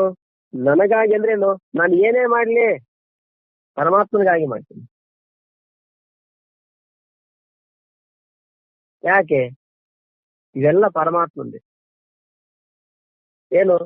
ನನ್ನ ತನು, ಮನ, ಧನ, ನನ್ನವರು, ನನ್ನ ವಸ್ತುಗಳು ಎಲ್ಲ ಕೂಡ ಹಾಗಾಗಿ ಎಲ್ಲವೂ ಪರಮಾತ್ಮಂದೇ. ಪರಮಾತ್ಮನಿಗಾಗಿಯೇ, ಪರಮಾತ್ಮನಿಂದ ಪರಮಾತ್ಮನಿಗಾಗಿ, ಪರಮಾತ್ಮಗೋಸ್ಕರ ಹೇಳ್ತಾರಲ್ಲ ಪ್ರಜಾಪ್ರಭುತ್ವ. ಏನ್ರಿ ಪ್ರಜಾಪ್ರಭುತ್ವ ಅಂದ್ರೆ?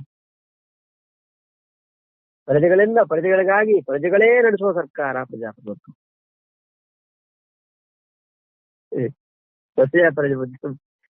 ಪ್ರಜಾಪ್ರಭುತ್ವ ಅಂತಂದ್ರೆ ಏನು? ಪ್ರಜೆಗಳಿಂದ ಪ್ರಜೆಗಳಿಗಾಗಿ ಪ್ರಜೆಗಳೇ ನಡೆಸುವಂತ ಸರ್ಕಾರ, ಅದನ್ನೇ ಪ್ರಜಾಪ್ರಭುತ್ವ. ಹಾಗೆ ಇಲ್ಲಿ ಭಗವಂತನಿಗಾಗಿ ಭಗವಂತನಿಗಾಗಿ ನಡೆಸ್ತಕ್ಕಂಥದ್ದು ಜೀವನ. ಇದು ಅನನ್ಯ ಭಕ್ತಿಯ ಲಕ್ಷಣ. ಹಾಗಾಗಿ ಯಾವ ಮನುಷ್ಯನ ಸ್ವಾರ್ಥ, ಮಮತೆ ಮತ್ತು ಆಸಕ್ತಿಯನ್ನು ಬಿಟ್ಟು ಎಲ್ಲ ಮಾಡ್ತಾನೆ, ಕರ್ಮಣ್ಯವಾಧಿಕಾರಸ್ಥೆ ಮಾಫಲೇಶು ಕದಾಚನ ಎಲ್ಲ ಮಾಡ್ತಾನೆ. ಯಾಕೆ ಮಾಡೋದು? ಸುಮ್ಮನೆ ಇರ್ಬೋದಲ್ವಾ? ನಹಿ ಕಶ್ಚಿತ್ ಕ್ಷಣಮಪಿ ಜಾತು ತಿಷ್ಠತ್ಯ ಕರ್ಮ ಕೃತು ಕಾರ್ಯತೆ ಹಂಶ ಕರ್ಮ ಸರ್ವ ಪ್ರಕೃತಿ ಜೈರ್ಗುಣೈಹಿ. ಯಾವುದೇ ವ್ಯಕ್ತಿ ಏನು ಮಾಡಿದ್ರೆ ಒಂದು ಕ್ಷಣ ಮಾತ್ರ ಕೂಡ ಇರ್ಲಿಕ್ಕಾಗಲ್ಲ. ಅದು ಕೂಡ ಬಂದು ಏನು ಪ್ರಪಂಚದಲ್ಲಿ ಏನು ಮಾಡದೇ ಇರೋದೇ ದೊಡ್ಡ ಕಷ್ಟದ ಕೆಲಸ. ಒಂದು ಕೆಲಸ ಮಾಡ್ತಾ ಇರೋದೇ ಸುಖವಾದ ಸುಖ. ಏನೋ ಮಾಡದೆ ಸಾಧ್ಯನೇ ಇಲ್ಲ. ಏನೋ ಮಾಡದೇ ಇರೋದೇನು? ತಿನ್ನೋದು, ಊಟ ಮಾಡೋದು, ಯೋಚನೆ ಮಾಡೋದು, ಕಂಡ್ರತ್ತೆ ಆಡಿಸೋದು ಕೂಡ ಕರ್ಮವೇ. ಯಾರಿಗಾದ್ರೂ ಹೇಳ್ಬಿಟ್ರೆ ನೀವು ನೀವೇನು ಕೆಲಸ ಮಾಡಬೇಡಿ, ನಿನಗೆ ಒಂದ್ ತಿಂಗಳಿಗೆ 10 ಲಕ್ಷ ಕೊಡ್ತೀನಿ, ಏನೇ ಕೆಲಸ ಮಾಡಬಾರ್ದು. ನೀವ್ ಹೇಳಂಗೆಲ್ಲ ಕೂತ್ಕೊಳ್ಳಂಗಿಲ್ಲ. ನೀವೇನು ಊಟ ಬೇಕಾ ಅಲ್ಲೇ ಕೊಡೋಣ, ಮೊಬೈಲ್ ಬೇಕು ಮಾತಾಡು, ತೊಂದ್ರೆ ಇಲ್ಲ. ಆದ್ರೆ ನಿಮ್ ಕೈ ತೊಳೆಯಂಗ್ ಕೂಡ ಇಲ್ಲ. ಕೂತ್ಕೊಂಡು ಇಷ್ಟೇ ಕೂತ್ಕೊಂಡು ನೋಡೋಣ ಅಂತಂದ್ರೆ ಒಂದ್ ದಿನ ಇದ್ರೆ ಅವ್ನು ಹುಚ್ಚಿ ಹಿಡಿದ್ಬಿಟ್ಟು, ಸ್ವಾಮಿ ನನಗೆ 10 ಲಕ್ಷ ಬೇಡ, ಏನು ಬೇಡ, ನಾನು ಹೋಗ್ತೀನಿ, ನಾನು ಬಿಟ್ಬಿಡಿ ಸಾಕು ಅಂತ. ಯಾಕೆ? ಪ್ರಭಾವ ಜೈರ್ ಗುಣೈಹಿ. ಏನು? ಆ ಸ್ವಭಾವದಿಂದ ಕೂಡಿರ್ತಕ್ಕಂತ ಗುಣಗಳನ್ನ ಸುಮ್ಮನೆ ಇರ್ಲಿಕ್ಕೆ ಬಿಡಲ್ಲ, ಯಾವುದೊಂದು ಕರ್ಮದಲ್ಲಿ ಪ್ರೇರಣೆ ಮಾಡ್ತದೆ. ನಹಿ ಕಶ್ಚಿತ್ ಕ್ಷಣಮಪಿ ಜಾತು ತಿಷ್ಠತ್ಯ ಕರ್ಮ ಕೃತು. ಸುಮ್ಮನೆ ಇರ್ಲಿಕ್ಕೆ ಬಿಡೋದೇ ಇಲ್ಲ. ಕಾರ್ಯತೆ ಹ್ಯವಶಃ ಕರ್ಮ ಪ್ರಕೃತಿ ಜೈರ್ ಗುಣೈ. ಪ್ರಕೃತಿಯಿಂದ ಉತ್ಪನ್ನವಾದ ಗುಣಗಳು ಅವನನ್ನ ಸುಮ್ಮನೆ ಒಂದಲ್ಲ ಒಂದು ಕರ್ಮದಲ್ಲಿ ಪ್ರೇರಣೆ ಮಾಡ್ತವೆ. ಇದು ಕೇಳ್ಕೊಂಡು ನಾವು ಸರಿ, ನೀವು ಮನೆಯಲ್ಲಿ ಏನು ಕೆಲಸ ಮಾಡಲಿಲ್ಲ, ಮೊದಲಾಗೆ ನಿದ್ದೆ ಮಾಡ್ತೀವಿ, ಇಲ್ಲಾಂದ್ರೆ ಮನೇಲಿ ಊರಲ್ಲಿ ತಿರ್ಲಿಕ್ಕೆ ಹೋಗ್ತಾನೆ, ಇಲ್ಲಾಂದ್ರೆ ಯಾರ ಜೊತೆ ಮಾತಾಡ್ತಾನೆ, ಇಲ್ಲಾಂದ್ರೆ ಸಿನಿಮಾ ನೋಡ್ತಾನೆ. ಇಲ್ಲಿ ಏನೂ ಕರ್ಮ ಮಾಡದಿರ್ಲಿಕ್ಕೆ ಸಾಧ್ಯನೇ ಅಂದ್ರೆ ಸಾಧ್ಯನೇ ಇಲ್ಲ. ಕರ್ತವ್ಯ ಕರ್ಮ ಮಾಡದೇ ಇರ್ಬೋದು, ಕೆಲಸಬಾರದ ಕರ್ಮಗಳಲ್ಲಿ ನಿರತರ ಹಾಗೆ ಆಗ್ತದೆ. ಯಾಕೆ? ಒಂದು ಕ್ಷಣ ಮಾತ್ರ ಯಾರು ಸುಮ್ಮನೆ ಇರ್ಲಿಕ್ಕೆ ಆಗಲ್ಲ. ಈ ಮಾತಾಡಿದ್ದಾರು ಪರಮಾತ್ಮ. ಅದೇ ಸ್ವಾಮಿ, ನಮ್ಮ ಮನೆಯಲ್ಲಿ ನಮ್ಮ ಅಜ್ಜ ಒಬ್ರು ಇದಾರೆ, ಅವ್ರು 100 ವರ್ಷ ವಯಸ್ಸಾಗಿದೆ, ಅವ್ರು ಸುಮ್ಮನೆ ಇರ್ತಾರೆ ಸ್ವಾಮಿ. ದೇಹ ಸುಮ್ಮನೆ ಇರ್ಬೋದು, ಮನಸ್ಸು ಸುಮ್ಮನೆ ಇರ್ತದೆ. ದೇಹವನ್ನ ನೀವು ಕಟ್ಟಿ ಅಲ್ಲಿ ಒಂದ್ ಕಡೆ ಮೂಲೆಗೆ ಆಗ್ಬಿಡ್ಬೋದು, ಮನಸ್ಸಲ್ಲಿ ಸುಮ್ಮನೆ ಇರ್ತದೆ. ಅವ್ರು ಯೋಚನೆ ಮಾಡ್ತಿರ್ತಾರೆ, ಅವ್ನು ಹಿಂಗಾಗ್ಬಿಟ್ಟು, ಅವ್ನು ಮದುವೆ ಆಗಿಲ್ಲ, ಇವ್ರು ಮಕ್ಕಳಾಗಿಲ್ಲ, ಅವ್ನು ಸರಿ, ನನ್ನನ್ನು ಯಾರು ನೋಡೋರಿಲ್ಲ, ನನ್ನ ಹೆಂಡತಿ ನನಗಿಂತ ಮೊದಲೇ ಹೊರಟೋಗ್ಬಿಟ್ಲು, ಅಥವಾ ನಾನು ಹೊಟ್ಟೋದ್ರೆ ನನ್ನ ಹೆಂಡತಿ ಏನಾಗ್ಬಿಟ್ಟು, ಇವೆಲ್ಲ ಒಳಗಡೆ ತಿರುಗ್ತಾ ಇರ್ತದೆ. ಸುಮ್ಮನೆ ಅಷ್ಟು ಬಿಟ್ಟಿರ್ತಾ ಇಲ್ಲ.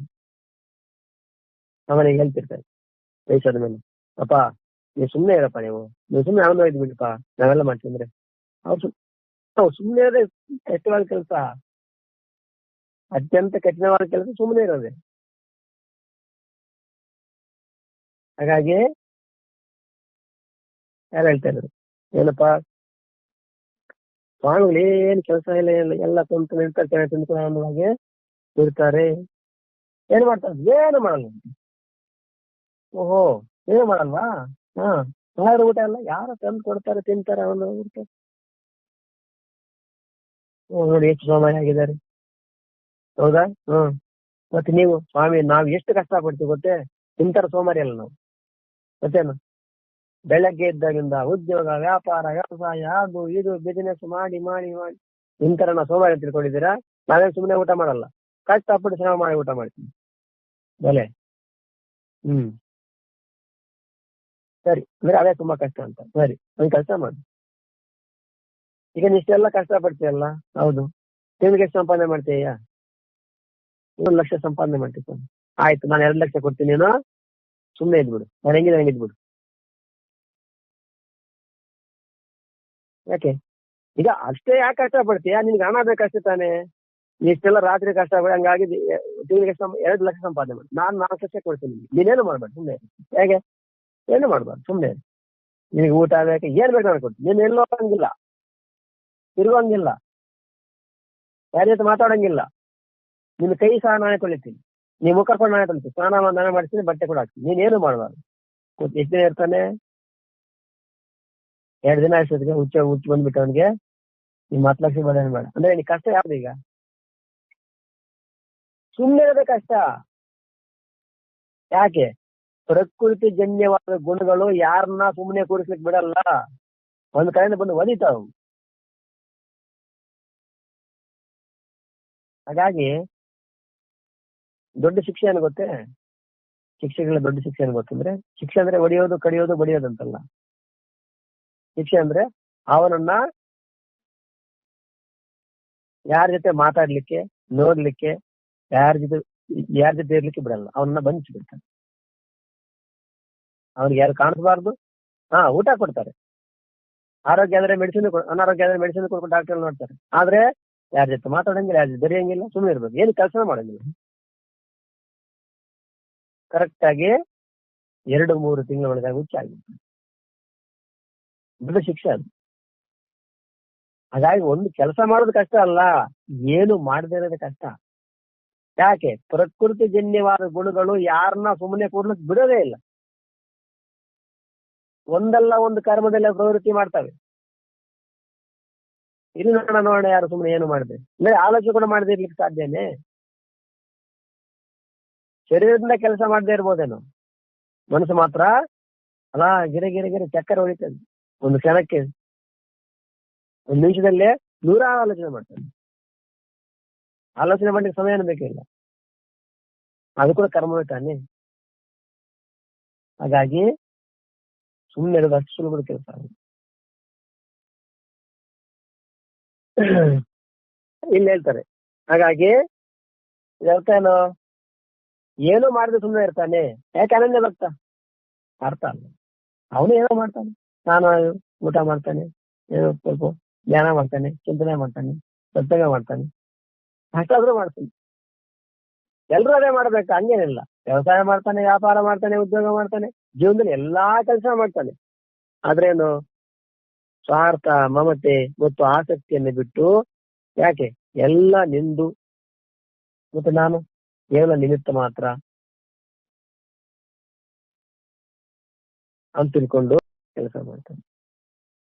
ಅದು ಸುಮ್ಮನೆ ಒಂದು ನಂಬಿಕೆ ಮಾತ್ರನ ಅಥವಾ ನಿಜಾನ ಅಂತಂದ್ರೆ ವಿಚಾರ ಮಾಡಿದ ನೋಡಿ ಗೊತ್ತಾಗ್ತದೆ. ಎಲ್ಲ ನಿಂದು ಅಂತಂದಾಗ, ಈಗ ಮೊದಲನೇದಾಗಿ ನನ್ನ ಶರೀರ ಅದೇ ನಂದಲ್ಲ. ನಾನು ತಿನ್ನುವ ಊಟವನ್ನು ಕೂಡ ನಾನು ಜೀರ್ಣ ಮಾಡ್ಕೊಂತ ಇಲ್ಲ, ನನ್ನ ಹೃದಯವನ್ನು ಕೂಡ ನಾನು ನಡೆಸ್ಕೊಂತ ಇಲ್ಲ, ನನ್ನ ಉಸಿರಾಟದ ಪ್ರಕ್ರಿಯೆಯನ್ನು ನಾನು ನಡೆಸ್ಕೊಂತ ಇಲ್ಲ. ಈಗ ನನ್ನವ್ರು ಯಾರಿದ್ದಾರೆ, ಅವರ ಉಸಿರಾಟ, ಅವರ ಹೃದಯ ಬಡಿತ, ಅವರ ಜೀರ್ಣ ಪ್ರಕ್ರಿಯೆ ನಾನು ಮಾಡ್ತಿದ್ದೇನೆ ಏನು? ನನ್ನ ಶರೀರಕ್ಕೆ ಸಂಬಂಧಪಟ್ಟದೆ ನಾನು ಮಾಡ್ತಾ ಇಲ್ಲ. ಮತ್ತೆ ನಮ್ಮವರು ಅವರ ಶರೀರದ ಎಲ್ಲಾ ಕ್ರಿಯೆಗಳು ನಾನು ಮಾಡ್ತಿದ್ದೇನೆ ಏನು? ಅಂದ್ರೆ ನನ್ನ ಶರೀರದಲ್ಲಿ ಯಾರು ಇಷ್ಟೆಲ್ಲ ಕೆಲಸ ಅದೇ ಶಕ್ತಿನೇ ನಮ್ಮವರು ಯಾರು ನಿಮ್ಮವರು ಇದ್ದಾರೆ, ಅವರೆಲ್ಲ ಅವರ ಶರೀರದಲ್ಲಿ ಕೂಡ ಅದೇ ಶಕ್ತಿ ಕೆಲಸ ಮಾಡ್ತಾ ಇದೆ. ಹಾಗಾಗಿ ಏನು? ಎಲ್ಲ ನಿನ್ನವರೇ, ಎಲ್ಲವೂ ನಿಂದೆ. ಹಾಗಾಗಿ ನಾನು ಸುಮ್ಮನೆ ನಿಮಿತ್ತ ಮಾತ್ರ ಅಂತ ತಿಳಿಯುತ್ತಾ ನೋಡಿ.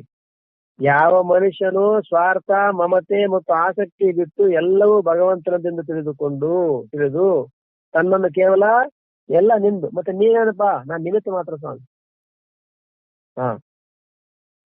ಯಜ್ಞ, ದಾನ, ತಪ ನಿಮಿತ್ತ ಅಂತ ತಿಳ್ಕೊಂಡು ಯಜ್ಞ ಮಾಡಿದ್ರು ಹಾಗೆ ಮಾಡ್ತಾನೆ, ದಾನ ಮಾಡಿದ್ರು ಹಾಗೆ ಮಾಡ್ತಾನೆ, ತಪಸ್ ಮಾಡಿದ, ಊಟ ತಿಂಡಿ ವ್ಯವಹಾರ, ಊಟ ಮಾಡಿದಾಗ್ಲಾಗ್ಲಿ, ವ್ಯವಹಾರ ಮಾಡ್ಬೇಕಾದ್ರೆ, ವ್ಯವಸಾಯ ಮಾಡಿದ್ರೆ, ವ್ಯಾಪಾರ ಮಾಡಿದ್ರೆ, ಉದ್ಯೋಗ ಮಾಡಿದ್ರೆ, ಸಂಪಾದನೆ ಮಾಡಿದ್ರೆ, ಒಂದ್ ವೇಳೆ ಹೋಯ್ತು, ಒಂದ್ ವೇಳೆ ಬಂತು, ಏನೇ ಆಗ್ಲಿ ನಾನು ನಿಮಿತ್ತ ಮಾತ್ರ.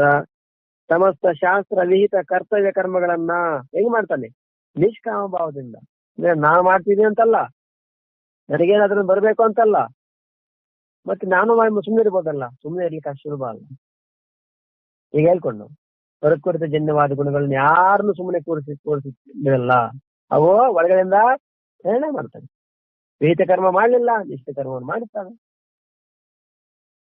ಹೇಳ್ತಾರೆ, ಒಂದ್ ವೇಳೆ ಮನುಷ್ಯ ಕರ್ತವ್ಯ ಕರ್ಮಗಳು ಮಾಡಲಿಲ್ಲ ಅಂದ್ರೆ ನಿಷಿದ್ಧ ಕರ್ಮದಲ್ಲಿ ಮಾಡೇ ಮಾಡ್ತೀನಿ.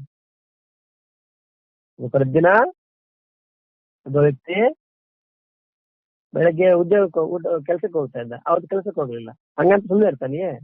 ಬದಲಾಗಿ ನಿದ್ದೆ ಮಾಡ್ತಾನೆ. ಇಲ್ಲಾಂದ್ರೆ ಸುಮ್ನೆ ಯಾರ ಜೊತೆ ಮಾತಾಡ್ತಾ ಅಡ್ಡೆ ಹೊಡಿಲಿಕ್ಕೆ ಹೋಗ್ತಾನೆ. ಉದ್ಯೋಗ ಮಾಡ್ಲಿಲ್ಲ ಅಂತೇಳಿ ಹರಟೆ ಹೊಡೆದು ಬಿಡ್ತಾನೆ, ಅದು ಬಿಡಲ್ಲ.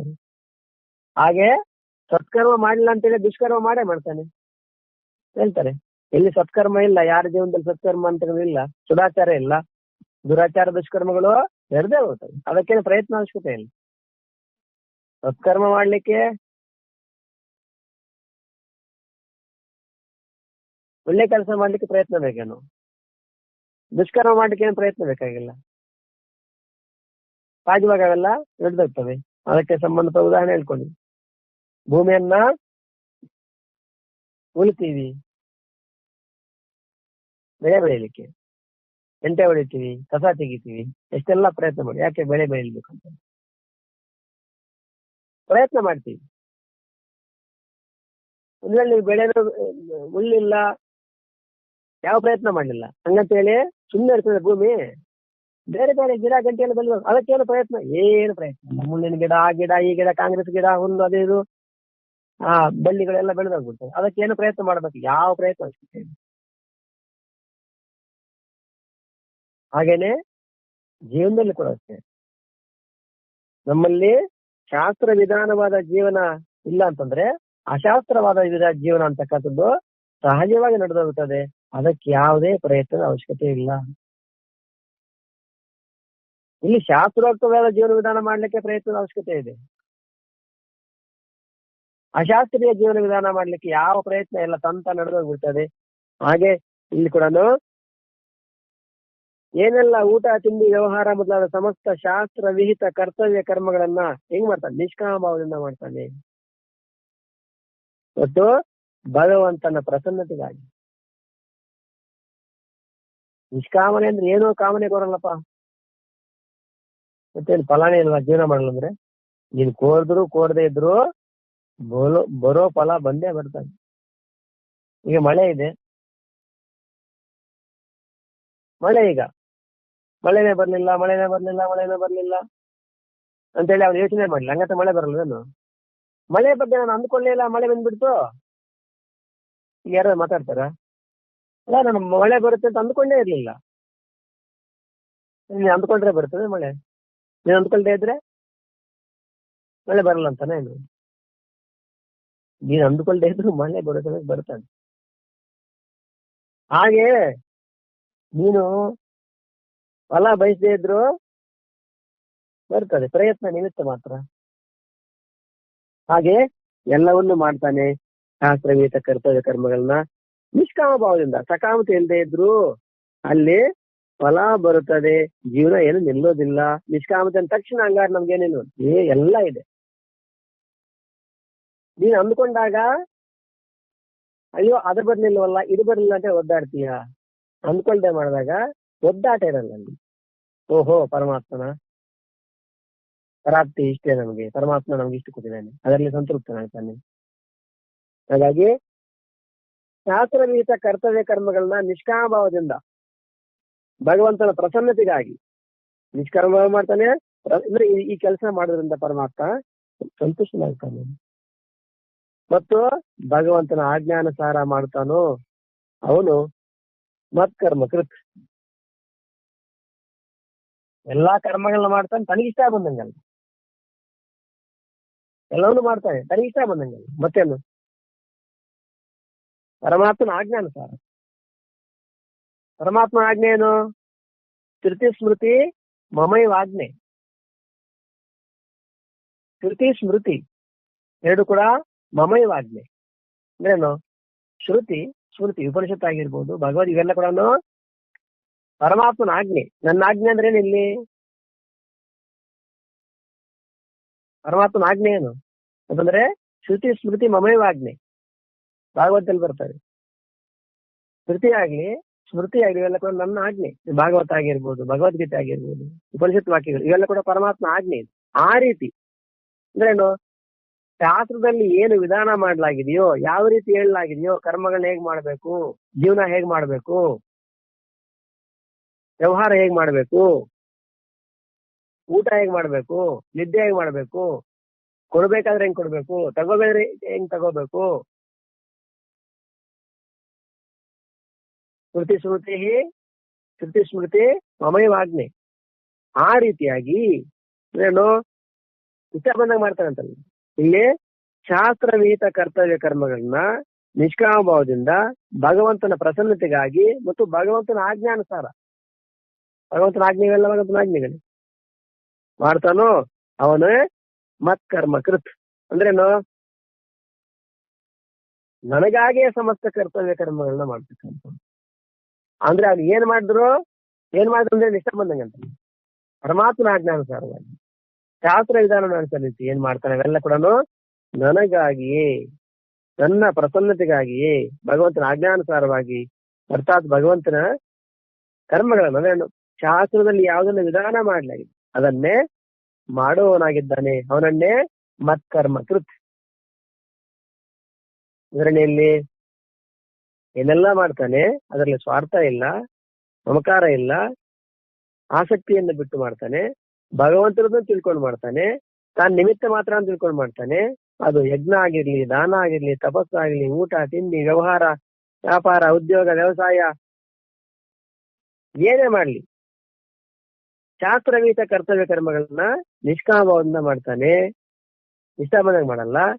ಮತ್ತು ಪರಮಾತ್ಮನ ಪ್ರಸನ್ನತೆಗಾಗಿ ಈ ನಾನು ಮಾಡೋ ಕರ್ಮದಿಂದ ಪರಮಾತ್ಮ ಪ್ರಸನ್ನನಾಗಲಿ ಅಂತ ಮಾಡ್ತಾನೆ. ಮತ್ತು ಪರಮಾತ್ಮನ ಆಜ್ಞಾನುಸಾರ ಶಾಸ್ತ್ರೋಕ್ತವಾಗಿ ಮಾಡ್ತಾನೆ.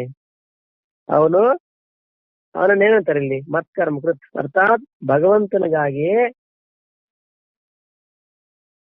ಭಗವಂತ ಕರ್ಮಗಳು, ಭಗವಂತನಿಗಾಗಿ ಪರಮಾತ್ಮನ ಕರ್ಮಗಳು, ಪರಮಾತ್ಮನಿಗಾಗಿಯೇ ಪರಮಾತ್ಮನ ಕರ್ಮಗಳನ್ನ ಮಾಡ್ತಕ್ಕಂಥವನು. ಅವರನ್ನೇ ಮತ್ಕರ್ಮ ಕೃತ್ ಅಂತ ಕರೀತಾರೆ. ಇನ್ನು ಮತ್ಪರಮಃ ಇದರ ಭಾವ ಏನು? ಯಾರು ಭಗವಂತನನ್ನೇ ಪರಮ ಆಶ್ರಯನು, ಪರಮಗತಿಯು, ಏಕಮಾತ್ರ ಶರಣಾಗಲು ಯೋಗ್ಯನು, ಸರ್ವೋತ್ತಮನು, ಸರ್ವಾಧಾರನು, ಸರ್ವಶಕ್ತಿವಂತನು, ಎಲ್ಲರ ಸುಹೃದನು, ಪರಮ ಆತ್ಮೀಯನು ಮತ್ತು ತನ್ನ ಸರ್ವಸ್ವವೆಂದು ತಿಳಿತಾನೋ ತನ್ನನ್ನು, ಹಾಗೂ ಅವನು ಮಾಡಿರುವ ಪ್ರತಿಯೊಂದು ವಿಧಾನದಲ್ಲಿ ಸದಾ ಸುಪ್ರಸನ್ನನಾಗಿರ್ತಾನೋ ಅವನು ಪರಮಃ, ಅರ್ಥಾತ್ ಭಗವಂತನ ಪರಾಯಣನಾಗಿದ್ದಾನೆ. ಮತ್ಪರಮಃ ನನ್ನ ಪರಾಯಣ. ನನ್ನ ಪರಾಯಣ ಅಂತಂದ್ರೇನು? ಯಾರು ಭಗವಂತರನ್ನೇ ಪರಮ ಆಶ್ರಯನು, ಪರಮಗತಿ, ಪರಮ ಆಶ್ರಯ, ಭಗವಂತನ ಪರಮಾತ್ಮ ನಮ್ಗೆ ಆಶ್ರಯ ಹೇಳ್ಕೊಂಡು, ಏನಪ್ಪಾ ನೀವು ನಿಮ್ಗೇನು ಆಶ್ರಯ, ನಿಮ್ಗೇನು ಆಧಾರ? ನಮ್ಗೇನ್ರಿ ಮಕ್ಕಳು ಒಳ್ಳೊಳ್ಳೆ ಸಂಪಾದನೆ ಮಾಡ್ತಾ ಇದಾರೆ, ಒಳ್ಳೆ ಒಬ್ಬ ಇಂಜಿನಿಯರು, ಇನ್ನೊಬ್ಬ ಸಾಫ್ಟ್ವೇರು, ಇನ್ನೊಬ್ಬ MBBS, ಅವನು ಅಮೆರಿಕದ ನೆಕ್ಸ್ಟ್ ಕಳಿಸ್ತಾನೆ, ಇನ್ನೊಬ್ಬ ಇಲ್ಲೇ ರಿಯಲ್ ಎಸ್ಟೇಟ್ ಮಾಡ್ತಾನೆ.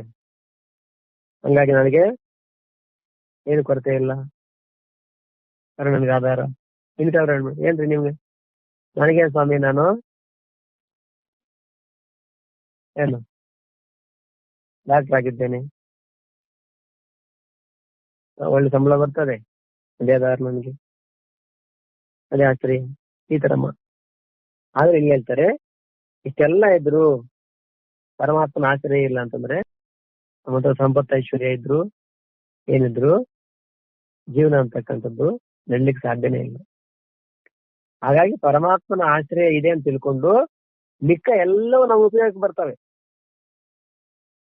ಪರಮಾತ್ಮನ ಆಧಾರನಾಗಿದ್ದಾನೆ, ಆಶ್ರಯನಾಗಿದ್ದಾರೆ ಅಂತ ತಿಳ್ಕೊಂಡು ಮಿಕ್ಕ ಎಲ್ಲವೂ ಕೂಡ ನಮಗೆ ಉಪಯೋಗ ಬರ್ತವೆ. ಹಣ, ಐಶ್ವರ್ಯ, ಮನೆ, ಇನ್ನು ಮತ್ತೊಂದು. ಪರಮಾತ್ಮನ ಆಶ್ರಯ ಇಲ್ಲ ಅಂದ್ರೆ ಇವೆಲ್ಲ ಏಟವು ನಮ್ಮನ್ನ ಏನು ಕಾಪಾಡ್ತವೆ?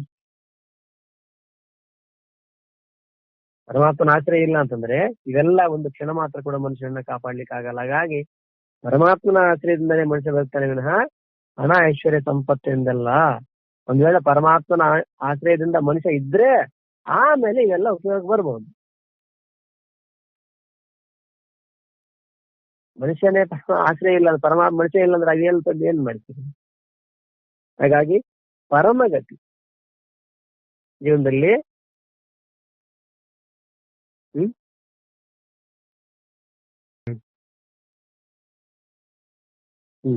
ಅವರನ್ನೇ ಪರಮಗತಿ ಅಂತೇಳಿ ತಿಳಿದಿರ್ತಾನೆ. ಪರಮ ಏಕ ಮಾತ್ರ ಶರಣಾಗಲು ಯೋಗ್ಯನು. ಅಂದ್ರೆ ಪರಮಗತಿ ಅಂದ್ರೆ ಅವ್ರು ಬಿಟ್ಟು ನನಗೆ ಇನ್ಯಾರೇ ಇಲ್ಲ. ವ್ಯವಹಾರಿಕವಾಗಿ ಇರ್ತಾರೆ, ಅವನಿಗೆ ನಂಗೆ ಅವನು ಇವನು ಎಲ್ಲ ಇದ್ದಾರೆ. ಆದ್ರೆ ಪರಮಗತಿ ಯಾರಪ್ಪ ನಿನಗೆ ಅಂತಂದ್ರೆ ಪರಮಾತ್ಮನೇ ಗತಿ. ಸಾಮಾನ್ಯವಾಗಿ ಲೋಕದಲ್ಲಿ ಹೇಳುವಂತ ಏನಂತ, ಇನ್ನು ಆ ಪರಮಾತ್ಮನೇ ನನ್ನನ್ನು ಕಾಪಾಡಬೇಕು. ಯಾಕೆ ಕಾಪಾಡ್ತಾರೆ ಅಂತ ತಿಳ್ಕೊಂಡಿದ್ದ ಅವರೆಲ್ಲ ಕೈ ಇಟ್ಬಿಟ್ರಿ. ಈಗ ಯಾರು ಕಾಪಾಡಬೇಕು ಅಂತ ಯಾರು ನನ್ನನ್ನು ಕಾಪಾಡ್ತಾರೆ, ನನಗೆ ಅವರೇ ಪರಮಗತಿ ಅಂತ ತಿಳ್ಕೊಂಡಿದ್ದ ಅವರೆಲ್ಲ ಕೂಡ ಕೈ ಎತ್ಬಿಟ್ರಿ.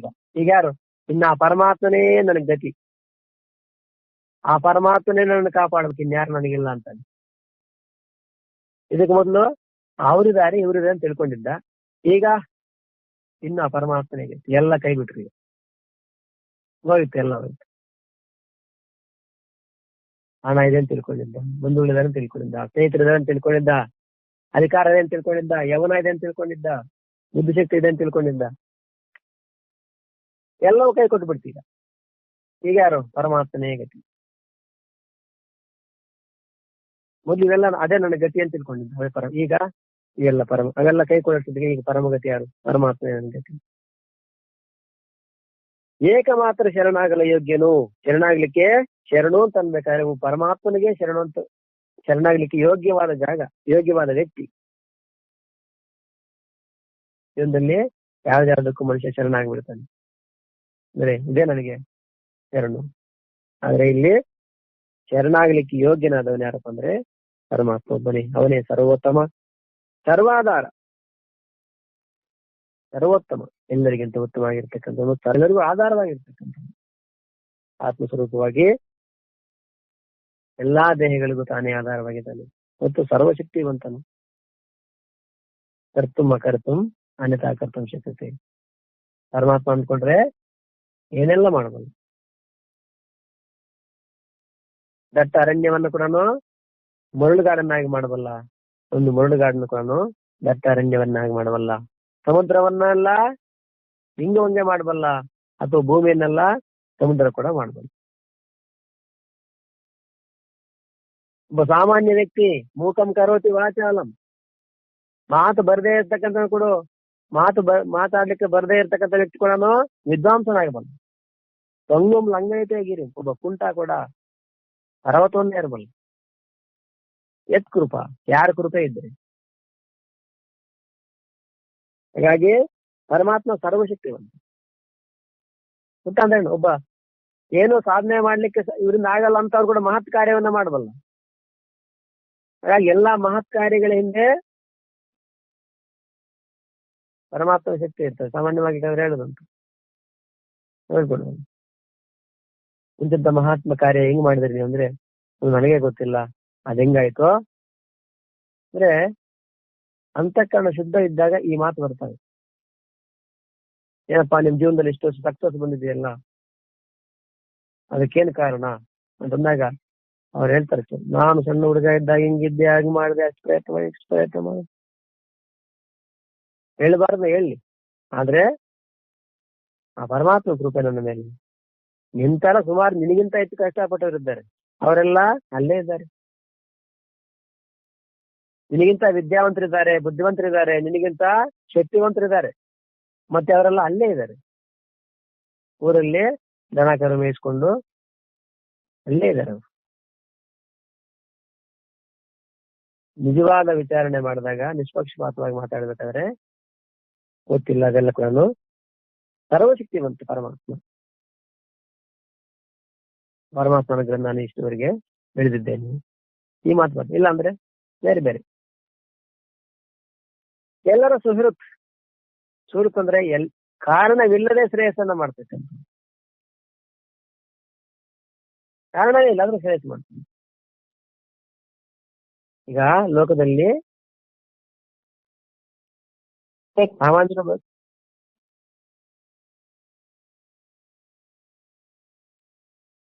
ಸಾಮಾನ್ಯರು ಬದುಕ್ತಾ ಇದ್ದಾರೆ, ಮಧ್ಯಮ ವರ್ಗದವರು ಬದುಕ್ತಾ ಇದ್ದಾರೆ, ಉನ್ನತ ವರ್ಗದವರು ಬದುಕ್ತಾ ಇದ್ದಾರೆ, ಒಳ್ಳೆಯವರು ಬದುಕ್ತಾ ಇದ್ದಾನೆ, ಕೆಟ್ಟವರು ಬದುಕ್ತಾ ಇದ್ದಾನೆ. ಹಾಗಾಗಿ ಲೋಕದಲ್ಲಿ ಕೆಟ್ಟವರ ಸಂಖ್ಯೆ ಜಾಸ್ತಿ ಆಗಿದೆ. ಹಾಗಾಗಿ ಮಳೆನೇ ಬೀಳಬಾರ್ದು, ಭೂಮಿ ತಿರುಗೋದು ನಿಂತೋಗ್ಲಿ, ಸೂರ್ಯ ಕಿರಣಗಳೇ ಬರಬಾರ್ದು ಅಂತ ಹೇಳಿ ಪರಮಾತ್ಮ ಮಾಡ್ತಾನೆ ಅಂತ ಇಲ್ಲ. ಯಾಕೆ? ಸುಹೃತ್ತು ಅಂದ್ರೆ ಕೆಟ್ಟವನು ಕೂಡ ಒಳ್ಳೇದು ಮಾಡ್ತಿರ್ತಾನೆ. ಅವನು ಕೆಟ್ಟವನೇ, ಧರ್ಮ ಮಾರ್ಗ ತತ್ವ ನಡೀತಾನೆ, ಅವನು ಮಾಡ್ತಾನೆ ಎಲ್ಲಾ ಉಲ್ಟಾ ಪಲ್ಟಾ ಕೆಲಸ ಮಾಡ್ತಿರ್ತಾನೆ. ಪ್ರಪಂಚಕ್ಕೆ ಗೊತ್ತು ಇವನು ಉಗ್ರವಾದಿ ಅಂತ. ಅದೇ ಅವನು ಕೂಡ ಸೂರ್ಯನ ಶಾಖ ಬರ್ತಾ ಇದೆ, ಅವನಿಗೂ ನೀರು ಸಿಗ್ತಾ ಇದೆ, ತಿನ್ಲಿಕ್ಕೆ ನೀರು, ಕುಡ್ಲಿಕ್ಕೆ ನೀರು, ಊಟ ತಿಂದ್ರೆ ಜೀರ್ಣವಾಗ್ತದೆ. ಹಂಗಾಗಿ ನೋಡಿ ಅವನು ದುರ್ಮಾರ್ಗ, ಹಂಗಾಗಿ ಅವನಿಗೆ ಊಟ ತಿಂದ್ರೆ ಜೀರ್ಣವಾಗದೆ ಹೋಗ್ಲಿ, ಸೂರ್ಯನ ಕಿರಣಗಳು ಅವನ ಮೇಲೆ ಬೀಳ್ದೆ ಹೋಗ್ಲಿ, ಈ ತರ ಎಂದು ಮಾಡಿದೆ ಅಂದ್ರೆ ಇಲ್ಲ. ಅವ್ರಿಗೆ ಎಲ್ಲವನ್ನ ಒದಗಿಸ್ತಾ ಇದ್ದಾನೆ, ನೀರು ಕೊಡ್ತಾ ಇದ್ದಾನೆ, ಆಹಾರ ಕೊಡ್ತಾ ಇದ್ದಾನೆ, ಅವ್ನಿಗೆ ಹಣ ಎಲ್ಲ ಕೊಡ್ತಾನೆ. ಯಾಕೆ? ಸುಹೃತ್ತು, ಕಾರಣ ಎಂದ್ರೆ ಶ್ರೇಯಸ್ಸನ್ನು ಮಾಡ್ತಾ ಇರ್ತಾನೆ. ಇನ್ನು ಪರಮ ಆತ್ಮೀಯ ಅಂದ್ರೆ ಎಲ್ಲರಿಗೂ ಹತ್ತಿರವಾದ ಇರ್ತಕ್ಕಂಥ ಯಾರು ಗೊತ್ತೇ? ಎಲ್ಲರಿಗೂ ಹತ್ತಿರವಾಗಿರ್ತಕ್ಕಂಥವನು ಪರಮಾತ್ಮನೇ ಅಂತೆ. ಎಲ್ಲರಿಗೂ ಆತ್ಮೀಯ ಅಂದ್ರೇನು? ನಮಗೆ ತುಂಬಾ ಆತ್ಮೀಯರಪ್ಪ ಅಂದ್ರೇನು? ತುಂಬಾ ಹತ್ತಿರದವರು, ನನಗೆ ತುಂಬಾ ಬೇಕಾದವರು, ನಾನೇ ಅಂತ ತಿಳ್ಕೊಳ್ಳಿ. ತುಂಬಾ ಆತ್ಮೀಯರು ಯಾರಪ್ಪ ಅಂದ್ರೆ ಪರಮಾತ್ಮ ತುಂಬಾ ಆತ್ಮೀಯನಂತೆ. ಯಾಕೆ? ಇವರೆಲ್ಲ ಕೂಡ ನಿನ್ನೆ ಮೊನ್ನೆ ಬಂದು ಸೇರ್ಕೊಂಡವ್ರು. ಮೊದ್ಲಿಂದ ನನಗೆ ಹತ್ತಿರ ಇರೋ ಯಾರಾಗುತ್ತೆ? ಪರಮಾತ್ಮನೇ. ಇವರೆಲ್ಲ ಆಮೇಲೆ ಮೇಲೆ ಬಂದವರು.